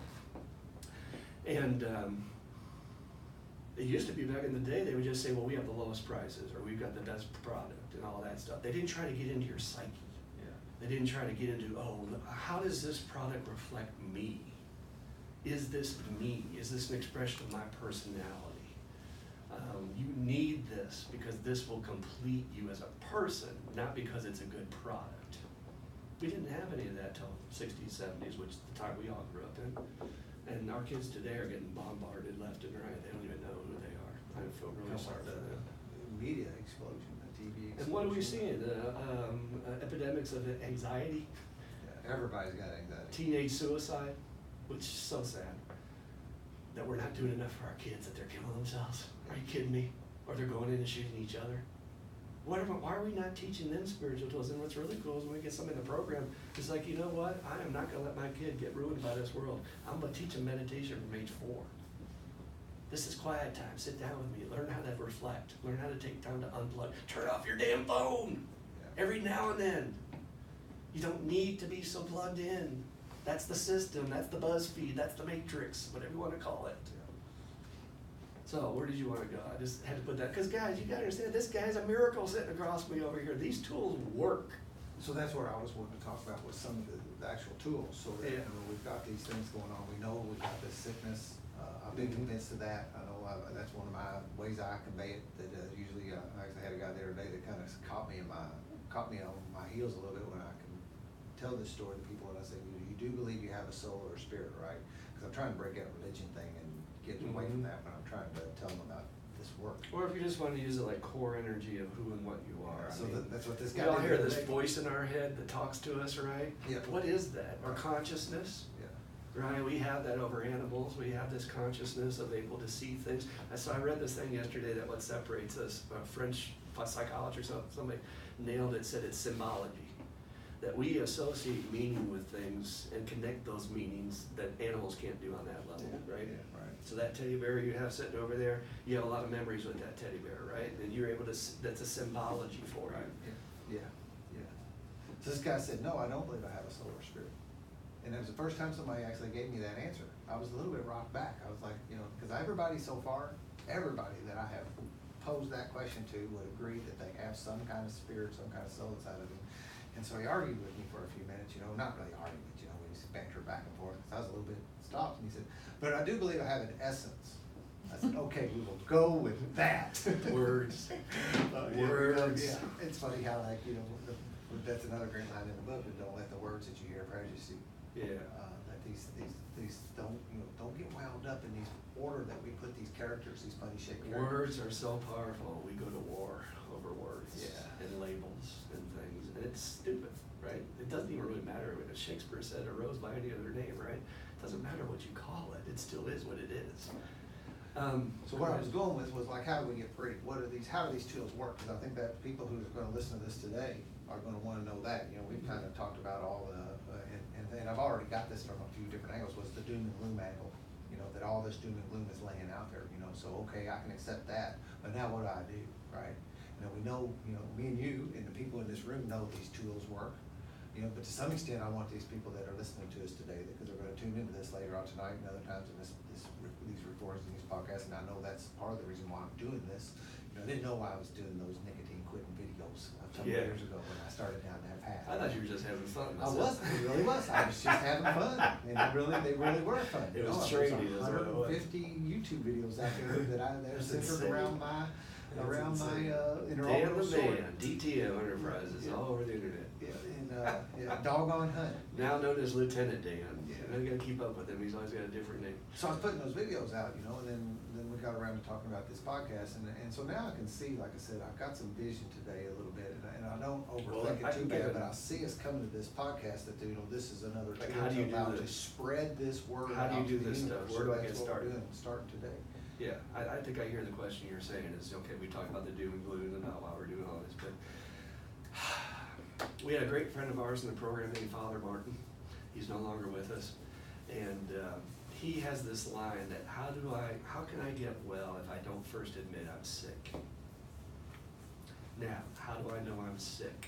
Go back to that picture of yourself. Imagine that 4 or 5-year-old kid was here today. Imagine he's standing in the room in front of you. Imagine he's looking at you and watching you throughout your day. You go to your workplace, you have your relationships, interactions with your kids and your family. Which, by the way, your little kid is on the cover of this book. Yeah, that's my little dude right there. That's a cut-off version on the website. I've got the full picture of me in my little shorts and my little kid, my little bust brown shoes and whatever the hell I'm wearing. Yeah. When you turn the page, you'll see that that's what's explained here, is that that's the picture pre-programming. Yeah. But if your kid was watching you and how you interact in traffic and with your fellows and what you eat and how you take care of yourself, how you self-talk to yourself, would they even like what they see? Or would they say, what the hell has happened to you? What's happened to us? What's changed? And that's the question mark to begin on.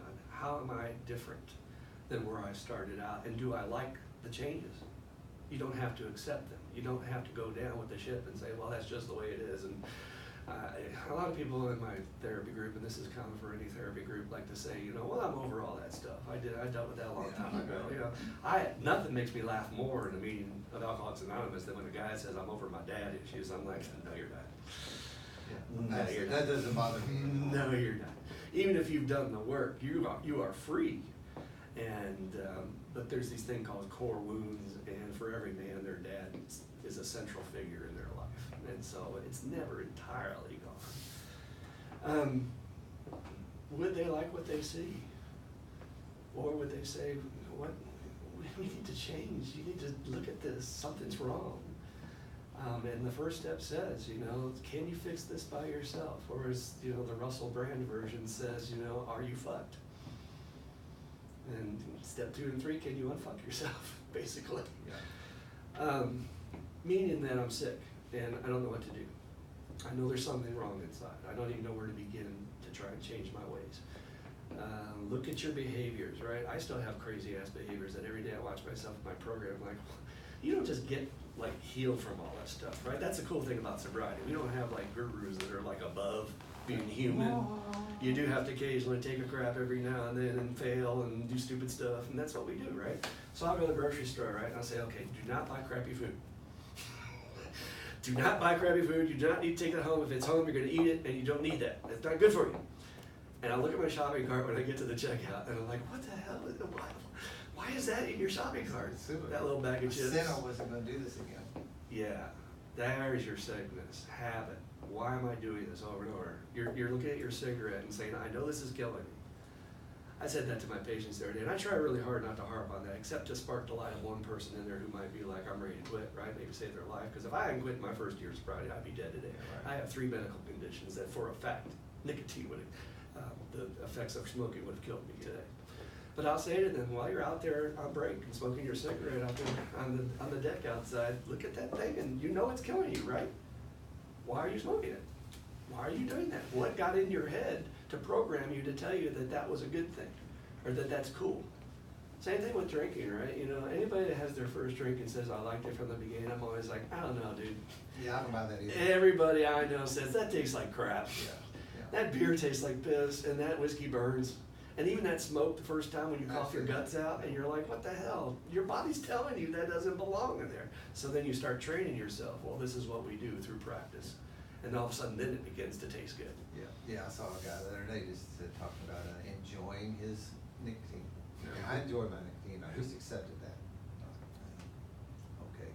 Do you enjoy getting up every morning and coughing your guts out? Yeah. Do you enjoy being myself short-winded when you one day at a try time. and run up the stairs? Do you enjoy it affecting your sex life? Maybe if you're an old guy and your circulatory system is constricted because that's what smoking does. I'm willing to sacrifice all that. I get it. I'm an addict. I totally get it. Right. But again, how much of that is me?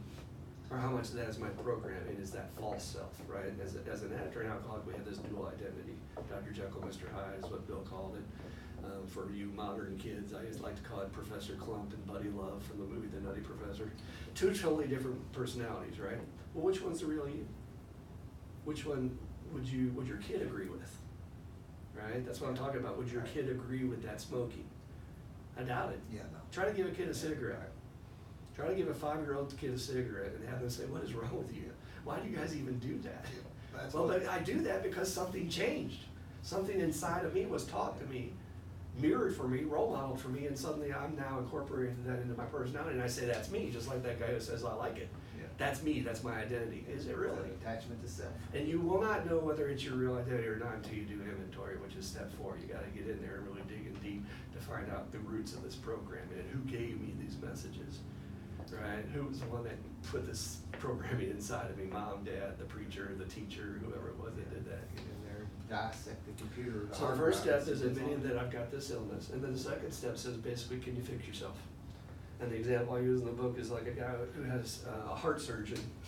If you were walking down the street and you saw a heart surgeon laying on the sidewalk trying to cut himself open to operate on himself with a heart surgery, you'd say, what a freaking idiot, dude, what are you doing there? And yet every single person out there I need right emergency heart surgery. every single human being out there right now who's listening, you know somebody or you yourself are doing this, you're working on your own problems. I got this, I don't need therapy, I don't need a teacher, I don't need a guide, I can fix myself. I'm working on me. Because, what I used to tell myself is because I know myself better than anybody else is ever going to know me. I don't trust a therapist to really know me, so I can fix myself. And then the third step says, would you be willing to do our program to try and get better? A lot of people get hung up on that word. It's the 30s. I think it's important that we look at the time of when Bill wrote all that. They were Judeo-Christian, ethic-based people. They knew what they knew. Again, no internet, no Oprah, no New Age thought, none of that stuff, right? Even Emmett Fox was radical in his time, and they had him, but even that was stretching the boundaries. And he was pretty traditionally based too, if you read his teachings. The third step says, turn your life and will over. What we say in the program is, will you give me a little bit of rope as your sponsor and let me take you through this process? Would you start writing an inventory? Because the first 3 steps is just a decision. You got to make up your mind. You're going to give this a fair try. A, I think I got this problem. I don't know how to define it, don't know what it is, but I know something's wrong. B, I cannot fix this. I've been trying for 50, 40, 30 years, however old you are. I've been trying, nothing's changed. I'm still repeating those old patterns, putting the chips in the shopping cart, ended up at the freaking checkout and saying, why am I doing this? Still smoking, whatever the deal is. And then, okay, I'm gonna give this a fair try.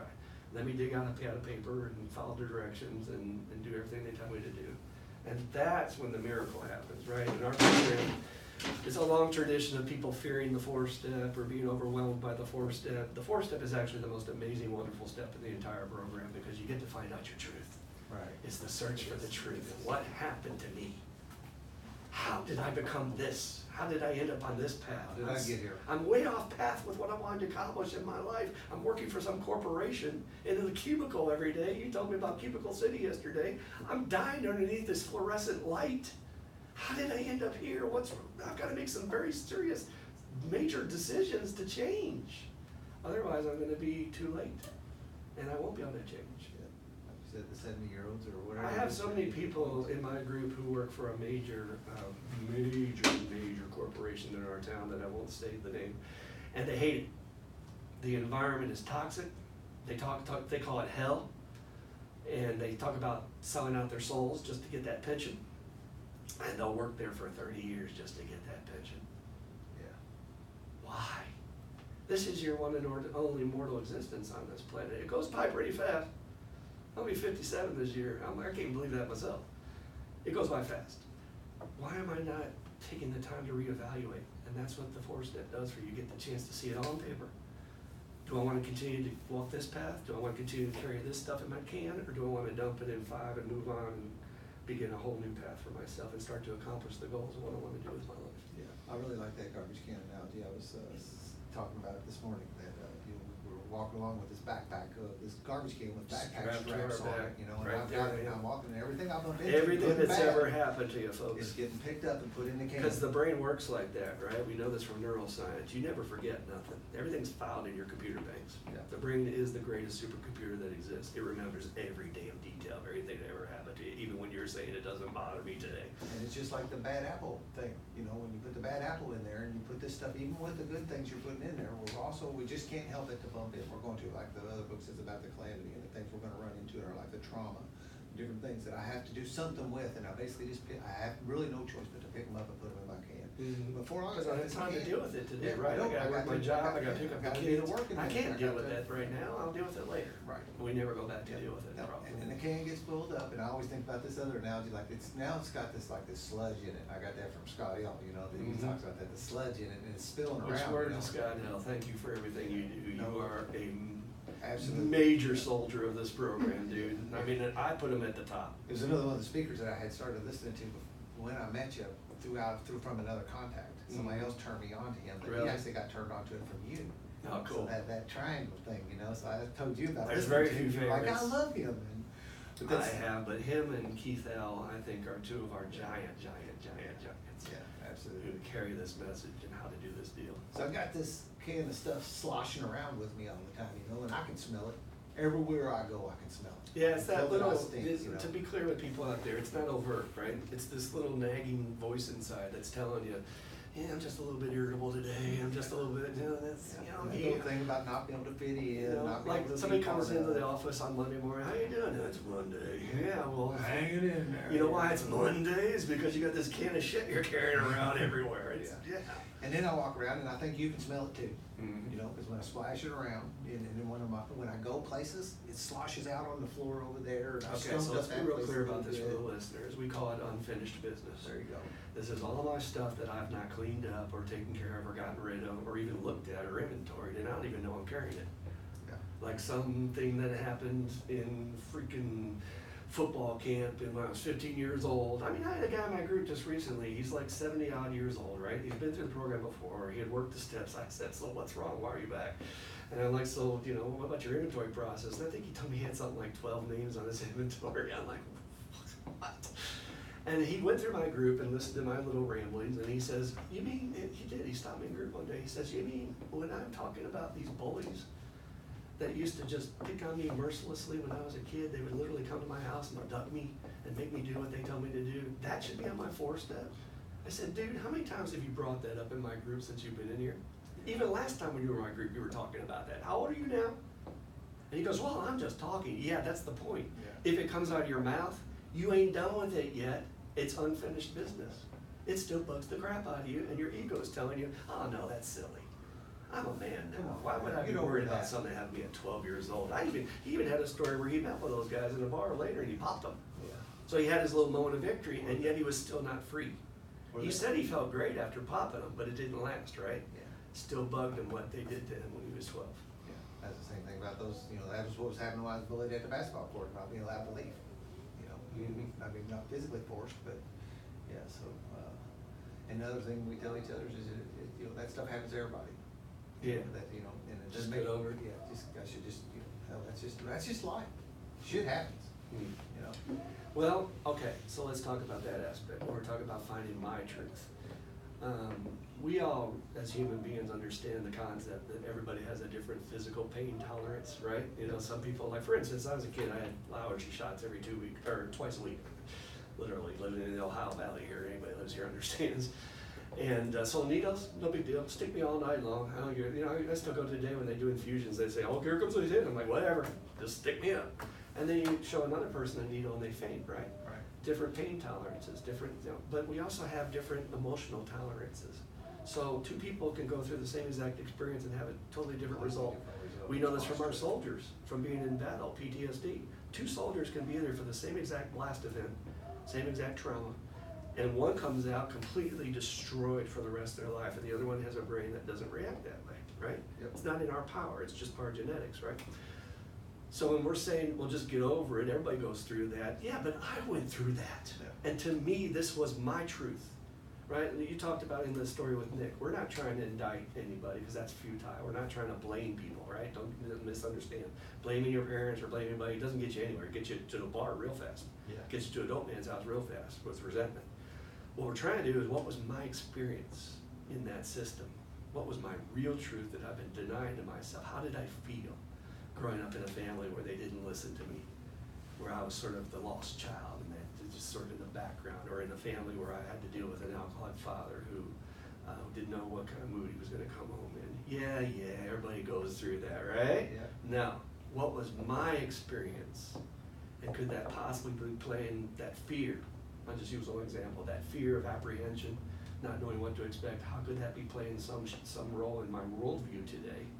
That now I'm fearing that out of nowhere, well, I'm gonna go there, here we go. Some brown person is gonna come across the border and steal my job because I got this fear that my security is gonna be taken out from under me that's actually related to my alcoholic father, and not knowing whether or not we were gonna be living in that house because dad might lose his job again. Yeah. Literally, those roots go deep. And then the events that happen today are just triggers. Whatever happens in the news today, that's a trigger, but it can't, like I said earlier about hitting the bullseye, it can't affect you unless there's already some sort of bullseye inside you, embedded in you to hit. And unless I see those things, or as Bill Wilson calls it, the causes and conditions, right, I'm doomed to repeat them for the rest of my life. Yeah. And how easy is it for us to see in our friends? It's like, well, you need to work on this, or you need to change this. Yeah, right. We can see it in everybody else real quick, you know. But I'm fine, you know. I don't need to work on nothing myself. That's exactly the same thing that goes on when we talk about people that's book here, and, and when we say, like, present it to somebody, and they know somebody needs it. You know, not me. I don't need it, but I do know somebody. So let's get this clear, man. You're only cheating yourself. To me, I feel so sorry for the world. I really do. The general reaction I've experienced over the years when you tell people in your recovery, there's actually people who will go, oh, I'm so sorry. Yeah. And I look at them and I'm like, no, really, actually, I'm sorry for you motherfuckers, because you don't have the solution in your life. And you guys are running around like scared rabbits out there, and you don't even know what's wrong with you. You don't. You have no clue what's even wrong with you. we're so lucky to have this deal, man. It certainly is a blessing.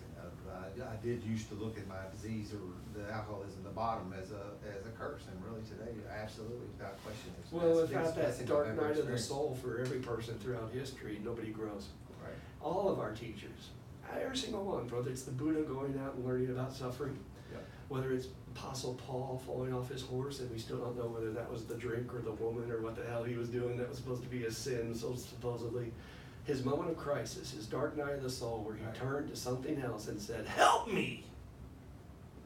And I don't know what's going to take for you folks out there, but you're going to have some sort of experience. No human being gets through this thing called life without these experiences. You might lose a child to an illness.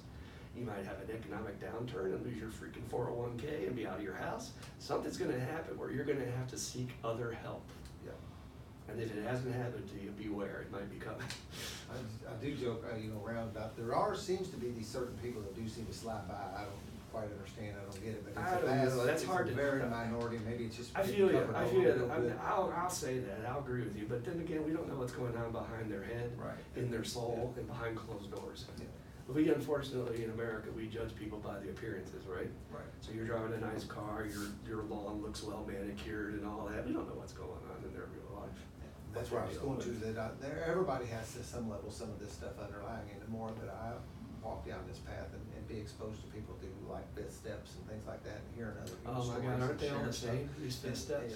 Yep, they are generally all the same, and everybody has these things underneath of them, so now, it's something, and then not to mention that I have a support group and people who are willing to share their true stuff with each other, so it's not just the intimacy of the fifth step where I'm hearing these things, I'm hearing them just from you and me and our buddies and people are talking, that all this stuff is underneath of there, so now when I see somebody else and I see them hurting, instantly I'm going, what is under there? What is under there? And that's what these tools do, is help somebody get to what that pattern of what we've been doing while we're in this rut. I love the little joke I like to hear is that, when you're in a rut, the best thing about being in a rut is that somebody was there before. Because there's not a rut without others passing by. Marion, my There's a way out. spiritual teacher, said the only difference between a rut and a grave is the depth of it. Yeah. Because you can get stuck in a rut. So after that process, to sum it up real quick, you write the stuff on paper, best you can, you puke it out, you don't analyze. Great instructions on how to do it in here, the Detail. exact manual. Detail, Do this, man, do that, one step do at a this, do time. that. Read this, do this, come back to the book in a little while. Yeah. When you're then done do with that, this. come back and start here again.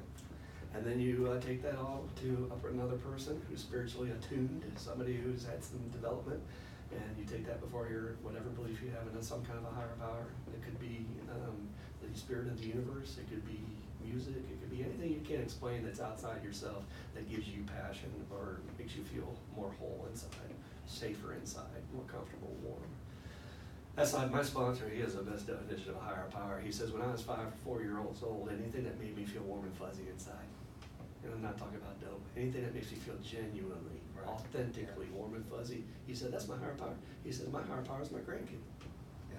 He comes over and he plays, and I am just like, that's God right there to me.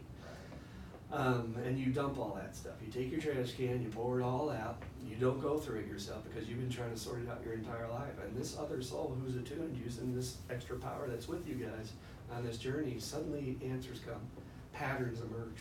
Yeah.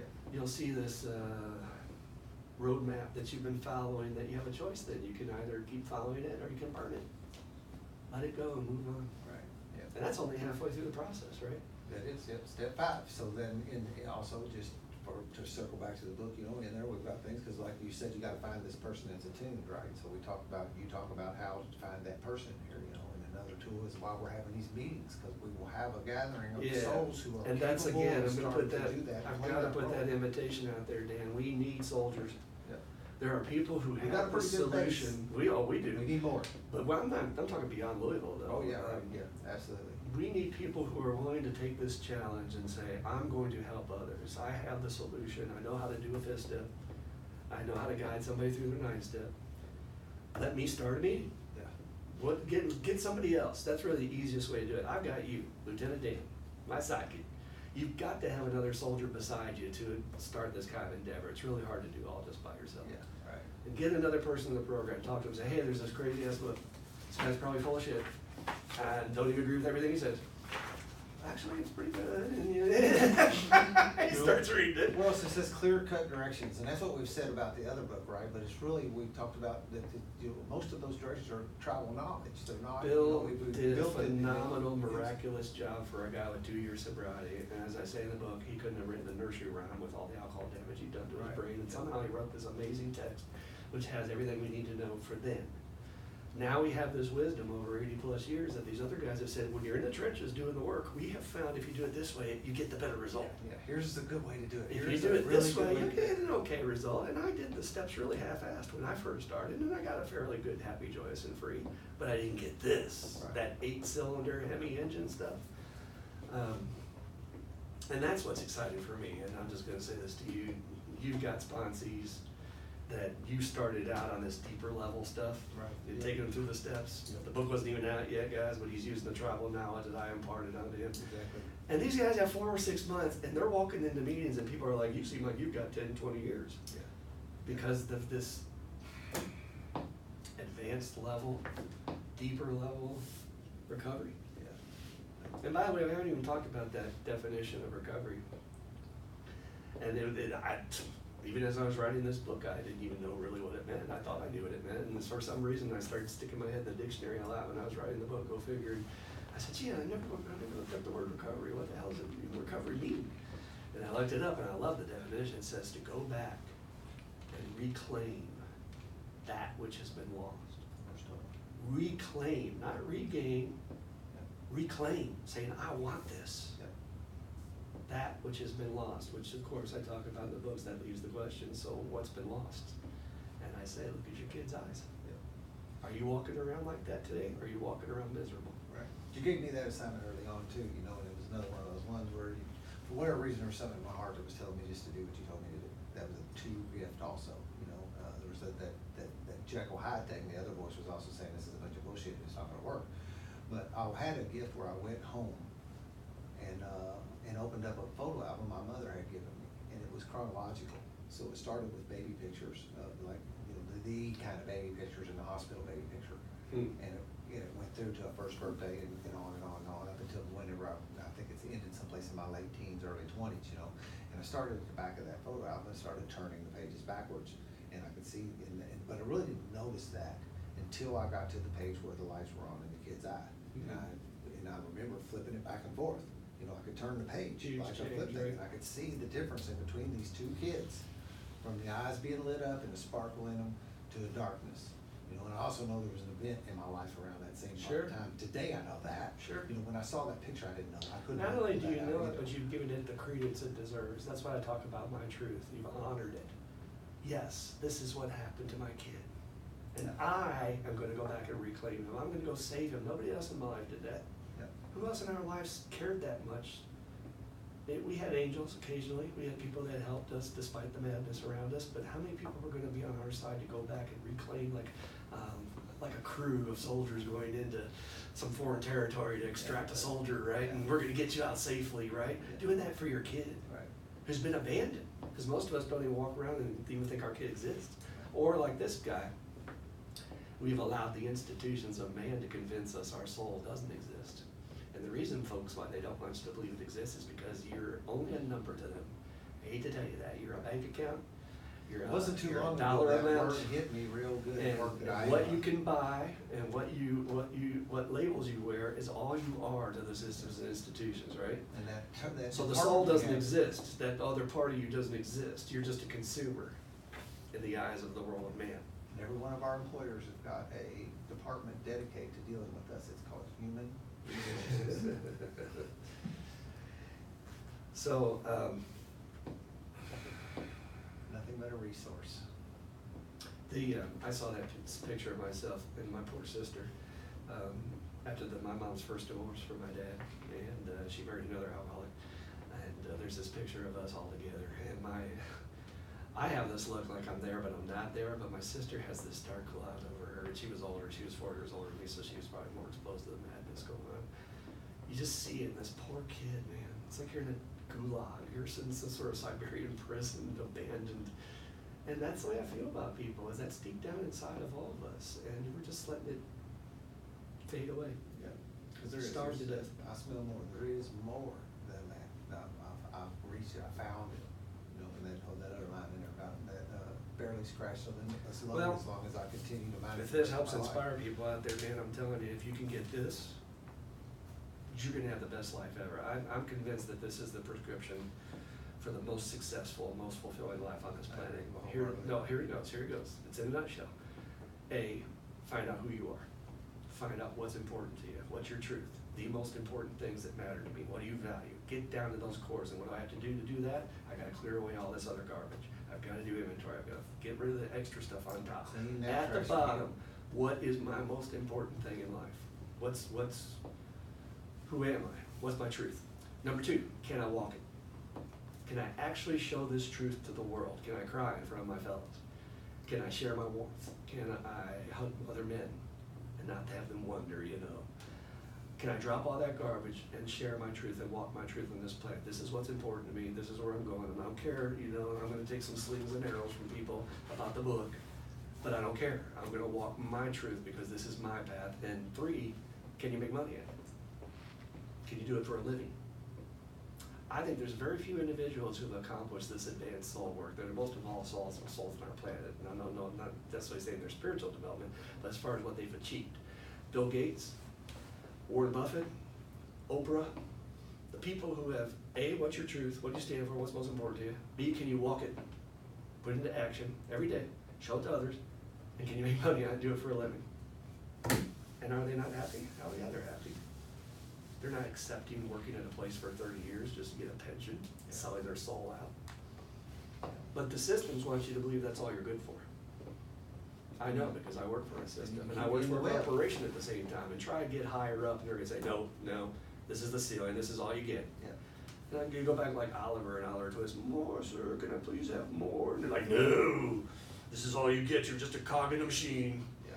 Break free, man, wake yourself up. Yeah, they need to keep you there. They need to keep you in that web. Don't be another cattle in the cattle car, cattle head in the cattle car. There are resources to get where they're going. Well, the people in power don't want you to expand. Yeah, right. Yeah. You know, I had a little flash, you know, you talking about finding yourself, you know, in the bottom of that trash can is a picture of that little kid.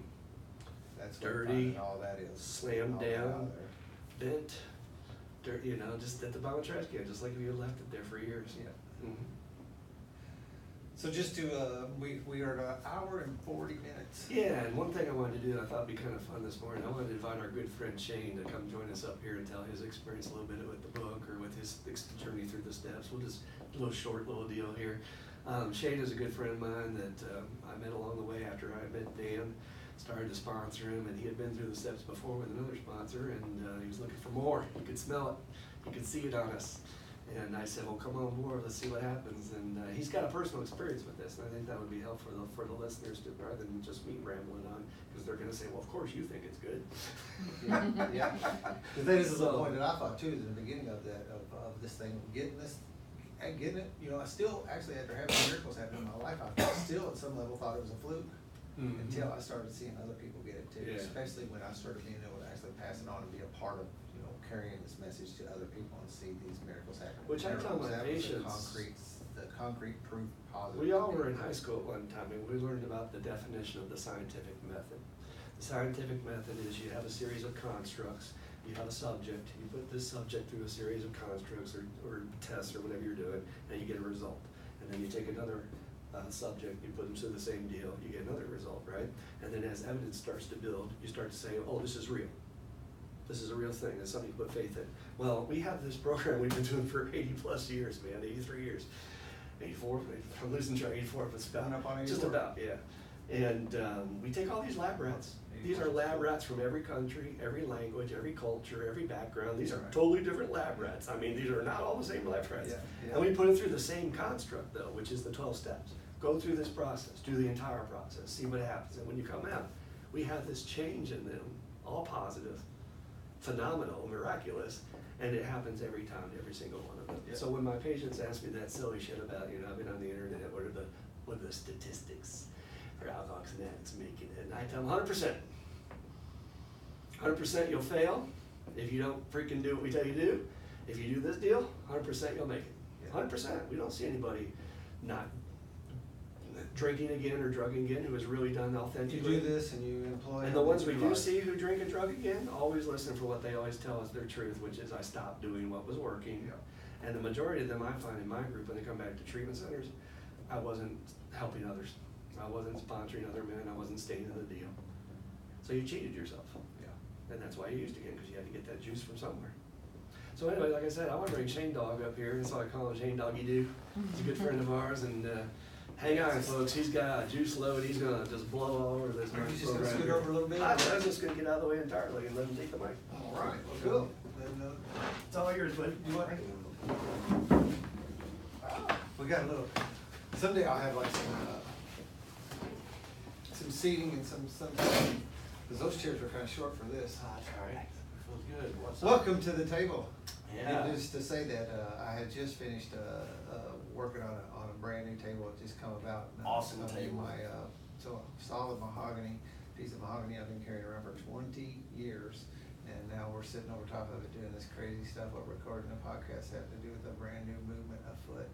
Spilling the juice all over it right off the bat. And I feel the energy in it. I can too.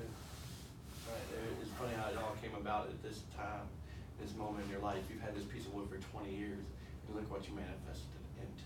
Yeah, today. just in the last couple of weeks, somebody was over here helping me, and I saw it sit over against the wall, and I said, Mike, help me get that out.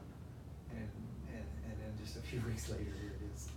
Yeah, it's amazing. I couldn't wait to see it. I've seen pictures of it, but I knew it'd be something different when I saw it in person. You know what I mean? So tell me just throw some juice on us, man. What's happened? Man, We have heard, y'all have heard Shane too, his stories out there, so if you get a little piece of this today, you can go to Spiritual Underground Podcast, and you can listen to a number of our people who have been through this process and are those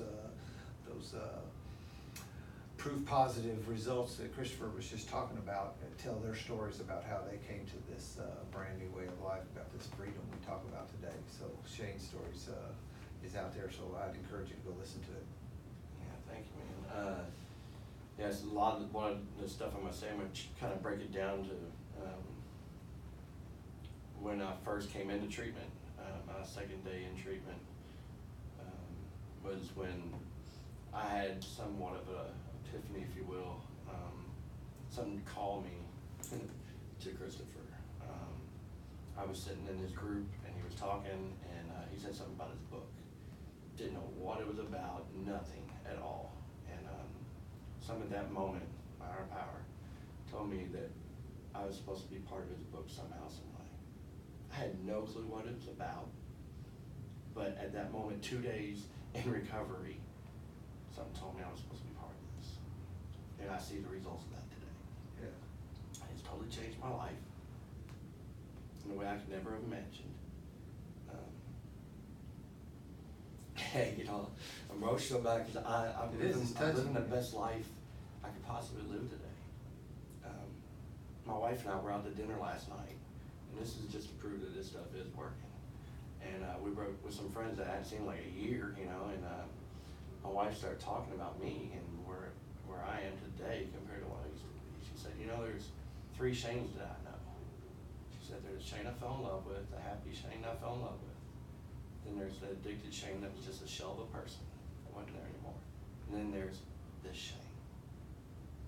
100 times different from what I ever knew him to be. Yeah. And happy. And the happiness level, is 100 times happier than it ever was. I'm still learning about him, is what she said. And I said, I'm still learning about myself, which I am. And it's amazing that I'm still learning about myself, but I opened myself up to this because of this book. This book helped me open up myself to realize who the hell I am. Because I was just being what everybody else wanted me to be. But now I'm me today. And it's amazing. I'd asked Christopher to be my sponsor the second day in the Brook because I wanted what he had immediately, and A little conflict of interest there. Yeah, and he said he couldn't because of conflict of interest, and I said okay, and but I still wanted what he had, so I stuck by. I came back for our aftercare things every Thursday, no matter what. Which you still do. Still do that today after two years and 4 months. I still do that every Thursday, no matter what, unless I'm out of town. And then I found he had mentioned the spiritual underground to me one day. He asked me where I went on Tuesday nights, and he knew where I went on Tuesday nights. That's what threw me at first, you know, because he had told me about this meeting that I'd been going to, and so we ought to check this one out, spiritual underground. I said, all right, you know, I'll do it. And at first I didn't, you know, and a couple weeks later, I think he mentioned it again. I was like, all right, I'll check it out, you know, and came in that night, and there he was there. And that's the night I met you. Yeah. You were the first person I met in spiritual underground. And when I walked in, I also wanted what you had, and I didn't even know what you had yet, just by your eyes, like Christopher said. We locked eyes, and we had a spiritual connection from the moment I freaking met you. Yeah, we sure did. I saw you in there, and I do have a thing for people when I see them. There's part of my recovery is that when I see somebody in that meeting that I haven't seen before, A, I know it. You know, I go up and ask you if you've been here before. I've even had some people tell me that they've been there before. I'm like, no, you haven't. Maybe 4 years plus ago, maybe, but Yeah, you haven't been in there since I've been. Now, I have missed a couple of weeks, so there could be a chance that person Right. probably did on those nights. But just back to the point, I saw you and immediately knew that, you know, I need to know you in a sense, you know, that deal where you just have a connection. So we've been able to do this for Sponsee Brothers. It's kind of this march and this being on this ground floor of this thing, and I think that's probably what lured you, was that knowing, you know, even though like we said, we don't really know, Didn't right? know why. But there's Yeah. something to look. I can We look in the gathered. rear view mirror and see that stuff today, you know. I said that in, I think maybe in the last podcast, was as I move forward in recovery, also, you know, the clarity I gain moving forward also clears up a lot of what's behind me. I can see that more clearly also. And so like those times, you know, when we hugged that night, you know, because I can still remember that, you know, I mean, I like see you it said, right the now. I stuff that feel it goes right in now, us yeah. and everything. I remember these. That's one other thing about recovery is you freaking get to remember shit. That's so. Just and you've done this before a little bit, so I don't want to just like go into like Yeah. a complete story thing. But the fact of the matter is that you did the steps and you got free to Well, a certain level. Yeah, I did steps with my first sponsor, and I'd already wanted more.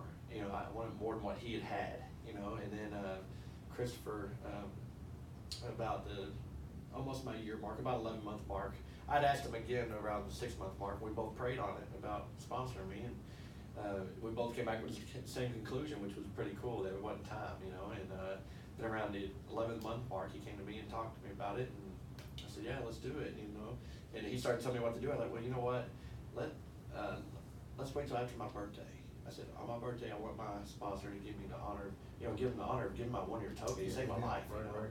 So he said that's very admirable, so we'll do that. So like a week prior, I got to sit with my sponsor at that time and tell him what my plans were about growing and wanting more, and he thought it was amazing, you know. And I told him on my year, Christopher's gonna become my sponsor. He's like, that's awesome, you know, which was really cool that he wanted to see me grow more too. You know, Which is that's the another way Scott- this thing's supposed to be.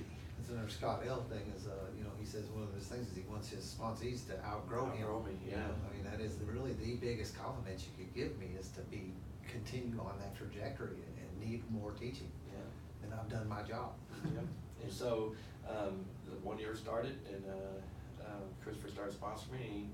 He started giving me a chapter a week. That was manila envelopes you were talking about, yeah, the drug deals in the parking lot kind of deal. And I couldn't wait for every Tuesday night to get the next chapter. I would go home and start reading it that night.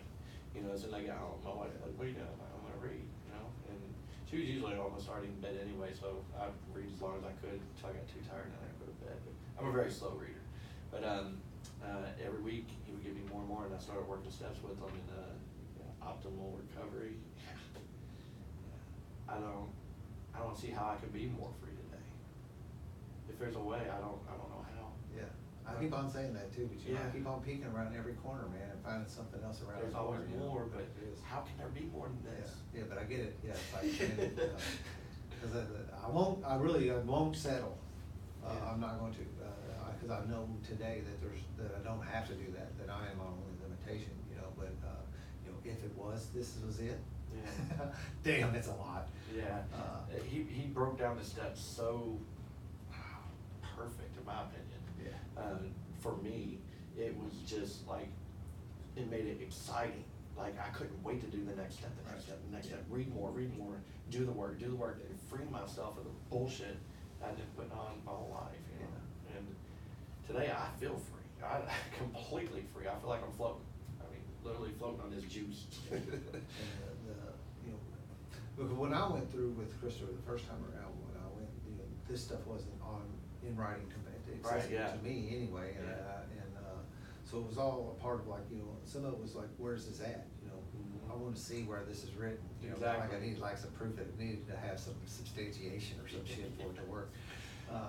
You know, it wasn't in writing.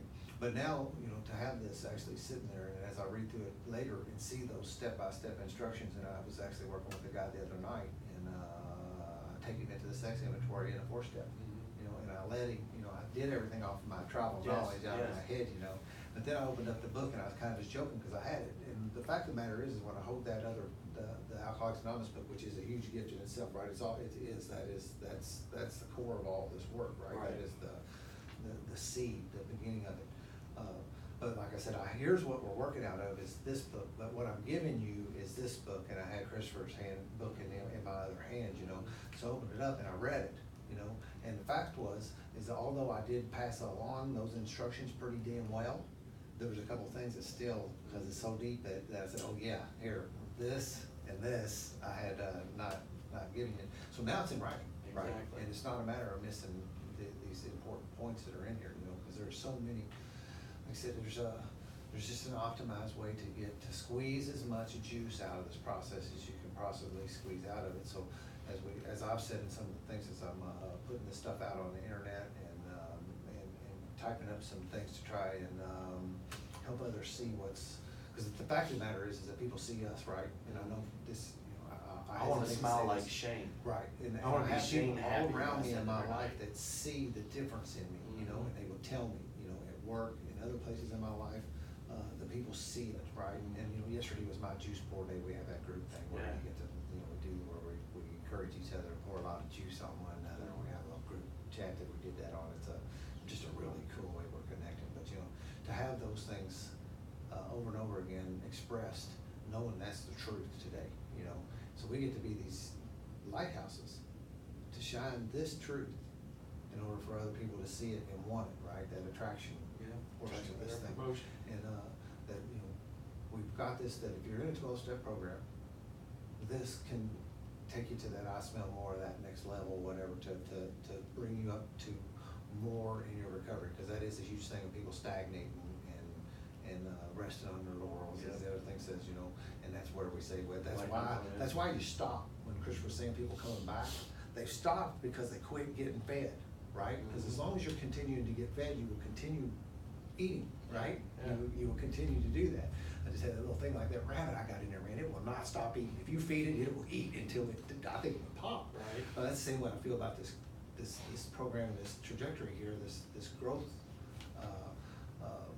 path, is that as long as I continue to get it. So Yeah, for like those out there that are in a stuck kind of position or that want more, you know, this is here for them. It's also for the people who are looking for, you know, that missing element, that they're not getting out of life what they think they will get, that programming, they don't see it, you know. So that's the cool thing, it's, you know, it works for everybody. It works for the people who are in a 12-step program.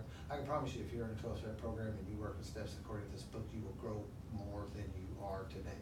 I can also promise you that if you're not in 12-step and you do you work these steps and employ them in your life, your life's going to change greatly. You're going to like the change that you see. I got, you were talking about the sponsees and how you spread it onto them. I was talking to Christopher the other night about how now that I have the book, it's going to be easier for me to, because I sponsored 2 guys through the big book and this big book. In my opinion, is what I call it, the big book. But it is a big book. And if you told somebody that was dying of cancer that if they read this book, they would be cured of cancer. They did what was read. They did the work. It's in it. Yeah, they read it and did the work. It would kill them of cancer. How many of those cancer patients would read that book? Yeah, you did. When the guy the other night, he said, oh, 700-something page book, I'm not gonna read that. I was like, well, you're not ready for it, you know, it's. The thing I say, and I don't think you read this book necessarily, you work it. Right.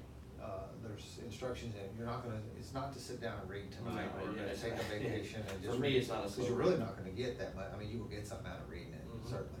But Every you get day. what you get out, where the power is doing the work behind the steps. Mhm. That's where the actual power is. So the work is things, so you're not like sitting down trying to read a 700-page book. Yeah. That's not the goal. The goal is to same as everything else. I mean, it's basically the same principles we use every day. It's a textbook. One day at a time. It's one thing at a time. It's how you eat elephant. Mhm. One bite at a time. You just walk Right. down it and march down that work, and your life will change beyond your understanding. Everybody says, if we would have wrote a script, we'd have sold ourselves short. That's a common thing everybody says, and we know that to be the truth. Like you said, having those manila envelopes and just the knowledge that we were able to remember from reading that stuff, you know, and passing that on to the guys, and you know, it could, like, you know, 4 or 5 months sober, and these people are saying how many years you got. Yeah. You know, Right. it's amazing to watch that. I love watching my sponsees grow like I think you do. you were going to go down a path. That's one other thing, and we are closing in on that 2-hour mark, and I'm trying not to get our listeners to have to be roped into too much more than 2 Right. hours I feel you. of this at a time. The thing you were saying, you know, I can only really pass this along to so many people at a time. You know, it takes a tremendous amount of energy to do that through the Yes. travel knowledge pathway. You know, but with a book, I can now pass it along to you, and I think I can actually do more work, right? I Yes. think I can actually sponsor more people effectively. Yes. I I've personally got can. 6 now. Yeah, I found that I can only do like 2 at a time effectively, Mhm. and really give them what's there. I don't know what that means, and I know it's not a quantity thing. Right. But I do want to help as many people as I can freaking help, and, Yeah. and you and I both have people waiting for us. You know, they want us to sponsor them, Yeah. and I can't sponsor everybody that I would like to And sponsor, you because I want never to. want to say no. Yeah, exactly. I You don't want to yeah. so badly, yeah. But this is going to give an opportunity to do that at a greater pace and spread it. In a 4 month, Yeah. that's about the turnaround right Yeah, now. I'm right. seeing it's 4 months, and they And got they're it. They're ready to turn sponsoring it around people. Yeah, and it's do like, the wow. same thing, so that Wow. this whole thing spider webs out, Yeah. and The we really ripple get this effect. out to the masses, you know, and I really do feel it, you know. I want to sit back, and that old voice in there wants to say to me about, I refuse to listen to it. It wants to say to me that this stuff can't happen, but I truly, my heart knows that. I'll look over the last few years, and I see what's been happening, and this is gonna be world changing. This is gonna help so many people. It's gonna be just to be a part of it. It's just a trip, man. It's amazing to be a drop to start some of those ripples. Yeah, you know, you go, how did, you know, man, and I get to stand here and do this today. Yeah. I'm gonna close it out. You got any final concluder? Oh, man. I like to do a concluder. Drop it on me. Why don't you do yours first? Well, I have a little outro. Okay, I got you. too. Christopher, would you Trying like to to have think. another concluder? Jump in here. Yeah, Let's jump in hear it. here. I'll let you. I'm not a very good finisher. I don't believe that for a minute. That's all right, Shane, alcoholics don't finish anything. Yeah, right. He didn't get a chance to say it fully, so I'll say it for him. This man over here, I'm so proud of him. Shane, I am so proud of him. He's finding out who he is, and he's letting his little kid out, right? And that attracts people. Yeah. To say, oh man, this man's playing through life, he's smiling, he's helping others, this guy goes through life. He helps more people on his job, going through his day, people in traffic he sees need assistance, Yeah. strangers, anybody. He's letting that spirit of his out, and he's changing the world. He's already changing the world on a Right. daily basis, Yeah. and that's not the man I met, Right. who was eating all those opiate pills and everything else. And so, good for you, Shane. I'm Yeah. very, very proud of Very you. cool. I did want to throw a closer on here for the listener. Yeah, it's a freaking big book. I'm sorry, I'm not responsible for that. Higher power said put in everything that they need to know. And I had a sponsor at one time said, don't you go watering this shit down. This ain't no 12 steps for dummy shit. There's all these workbooks and treatment centers and worksheets on the internet, and you know, you get that watered down recovery. Why even bother? Go for the gold. Give yourself the best. And what I wanted to really end on is I have a personal note to the reader in the beginning of the book about not giving up on yourself. I'm telling you folks, nobody else is going to do this for you. You do not have to go down to some sort of corporatized, programmed, consumer number, statistic, what was my life really about, and I don't even know. I know that was a nice ride, but it's over. You do not have to do that. You can awaken. You can have a completely different existence on this planet for yourself. One where you're happy, you know, and you wake up every morning because you want to get out of bed, and you want to do something, and you're so, and you have friends, right? That's another problem in our world today. We're so disconnected. We are so separate from each other. Don't give up on yourself. Don't quit. This book is meant to be slowly absorbed. Somebody said to me last night, I'm only into the first chapter. I said, that's fine.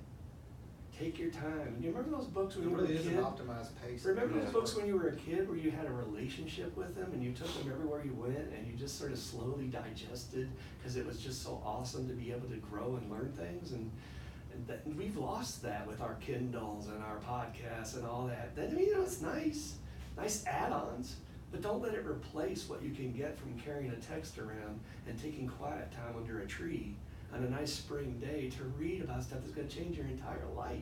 Yeah. Don't accept status quo, man.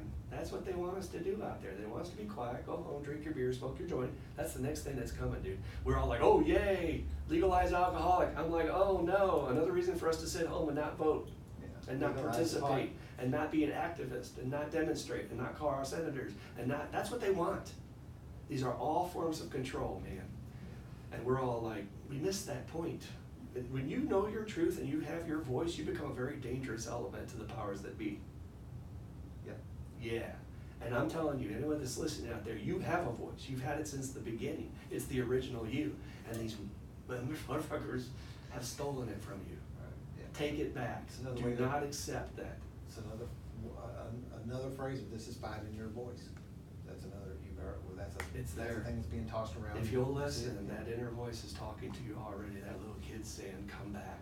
Yeah. Yep. I want you to, I miss you. Yeah. Yeah, and that's about all. I just, my goal in writing this, in case anybody wonders about my motives, is I just want to help others. And I'm imperfect, I'm a human being, and I have ego too, like anybody else. But the bottom line is I'm really worried about our planet, and I'm really worried about us as a species, and this book makes that very clear. If we do not change spiritually, I call it individual, personal, spiritual transformation. Me, myself, I have to change. If we don't start doing this, we're not gonna make it. We are not. We are not gonna change our ways. Things are already in motion that seem too big to turn around. Yeah. But if I will change myself, and I'll end on this. If you ever saw an alcoholic come crawling into the doors of Alcoholics Anonymous at their bottom, scraping in, completely absorbed by self-centeredness and ego and pain and resentment and not wanting anything else but the pain to stop. That's all I care about. Just get this pain off of me. I will do anything you say just to get this pain or this jail sentence off me or this medical issue out of my life. Just whatever it takes. That's all I want, right? They come in here, they do this process, and suddenly they turn into these beings that care about their fellow man. They care about making a difference. They care about having a purpose on this planet. They care about whether or not my life has meaning. They change, they transform. And you don't think that's going to change our world? We have alcoholics who are sober today who are making a difference out there, that without that element, the world would be different. Yeah. But because of Dan getting sober and Shane getting sober and changing for his family and for his kids and providing his kids a whole different way to approach life, that's how you change the world, folks. It's not too late. I mean, I'm an eternal optimist. I do think there's opportunities, but we better get with the program, so to speak, before it's too late. I really appreciate you having me on here, Dan. It's been a blast, and I've been waiting for this. I knew this was why standing here today, that clarity backwards, as I said, I knew this is why I was doing this now. I know where, I have some vision to where things are going and why. More I will be started doing revealed. things. Exactly, yeah. So one thing is that people are gonna wanna know where to get this information. One of the things I've started already is a Facebook page. It's called 12-Step Spiritual Recovery. You can find it on there. If you just look on Facebook, you can find it. It has a picture of the cover of the book on there as a page. We started meetings, as I said, this is February the 23rd. Today, 2019 is the date of this broadcast, and so March the 14th in Louisville, Kentucky, we're starting the first meeting. We're going to try to start this thing. I'm going to start one in Southern Indiana also.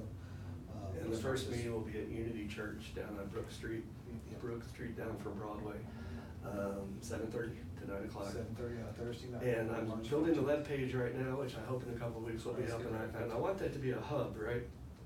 Where people can participate and post pictures about their meetings that they're starting. I've already got several pictures from some of our friends who are reading the book, and I'm gonna post all those people going through the process. One guy sent a picture of his cat reading the book. Yeah. It said, even my cat wants to be free. So that's 12 Step Spiritual Recovery. 12stepspiritualrecovery.com. and should be able to give you everything you need to know to get started. Yep, there's other avenues, there's another one, the podcasts are being hosted on, well, all your major podcasting, affiliates, the Apple. Oh, and all that also stuff. I hope to start YouTube videos, and we'll talk about spiritual sickness, we'll talk about the first step, things like that. I'd like to have Dan the Man as a guest, and yeah, well, the full media blitz, let's use these tools for change. On spiritualunderground.org, you can find show notes for the podcast. You can also find links to these podcasts. There's actually, I have a contact me on that you can get to me personally. I will see those emails. So another thing that came up last time around was, if you're searching for this thing, my primary purpose today is to help people find this thing, this recovery, find our that which was lost. And so if I can help you do that, I want to do that. So do not hesitate to find that. Contact me on spiritualunderground.org. I think that's about all the commercials and all the wind we have for today. So Christopher always signed off with something. I don't think I'll just let him do it, because every time we talk on a daily basis, I know what his salutation at the end of the conversation. So would you oblige me, Christopher? Peace out. Cool. Good job. Juice! That's Good awesome. job. Thank you. It's right here, say really fast. Good job, I was like slime you tattoo, sorry. Good old Betty. Oh, yeah. Good job getting you all that Is it again. Yeah, I've had this one, but I just had it reworked. That's a new one. Yeah, all these are new ones. Wow. The past 3 weeks, this is what I've got. This one. That's so cool. That one. That's awesome. And that one, and the Lucas and stuff. The Cool, huh? and then I had this one redone. Have And my you deck seen this on redone. yet? That's No. so cool. Really cool. Oh, you know what we did? What? Forgot to push record? Nope. I was worried about that.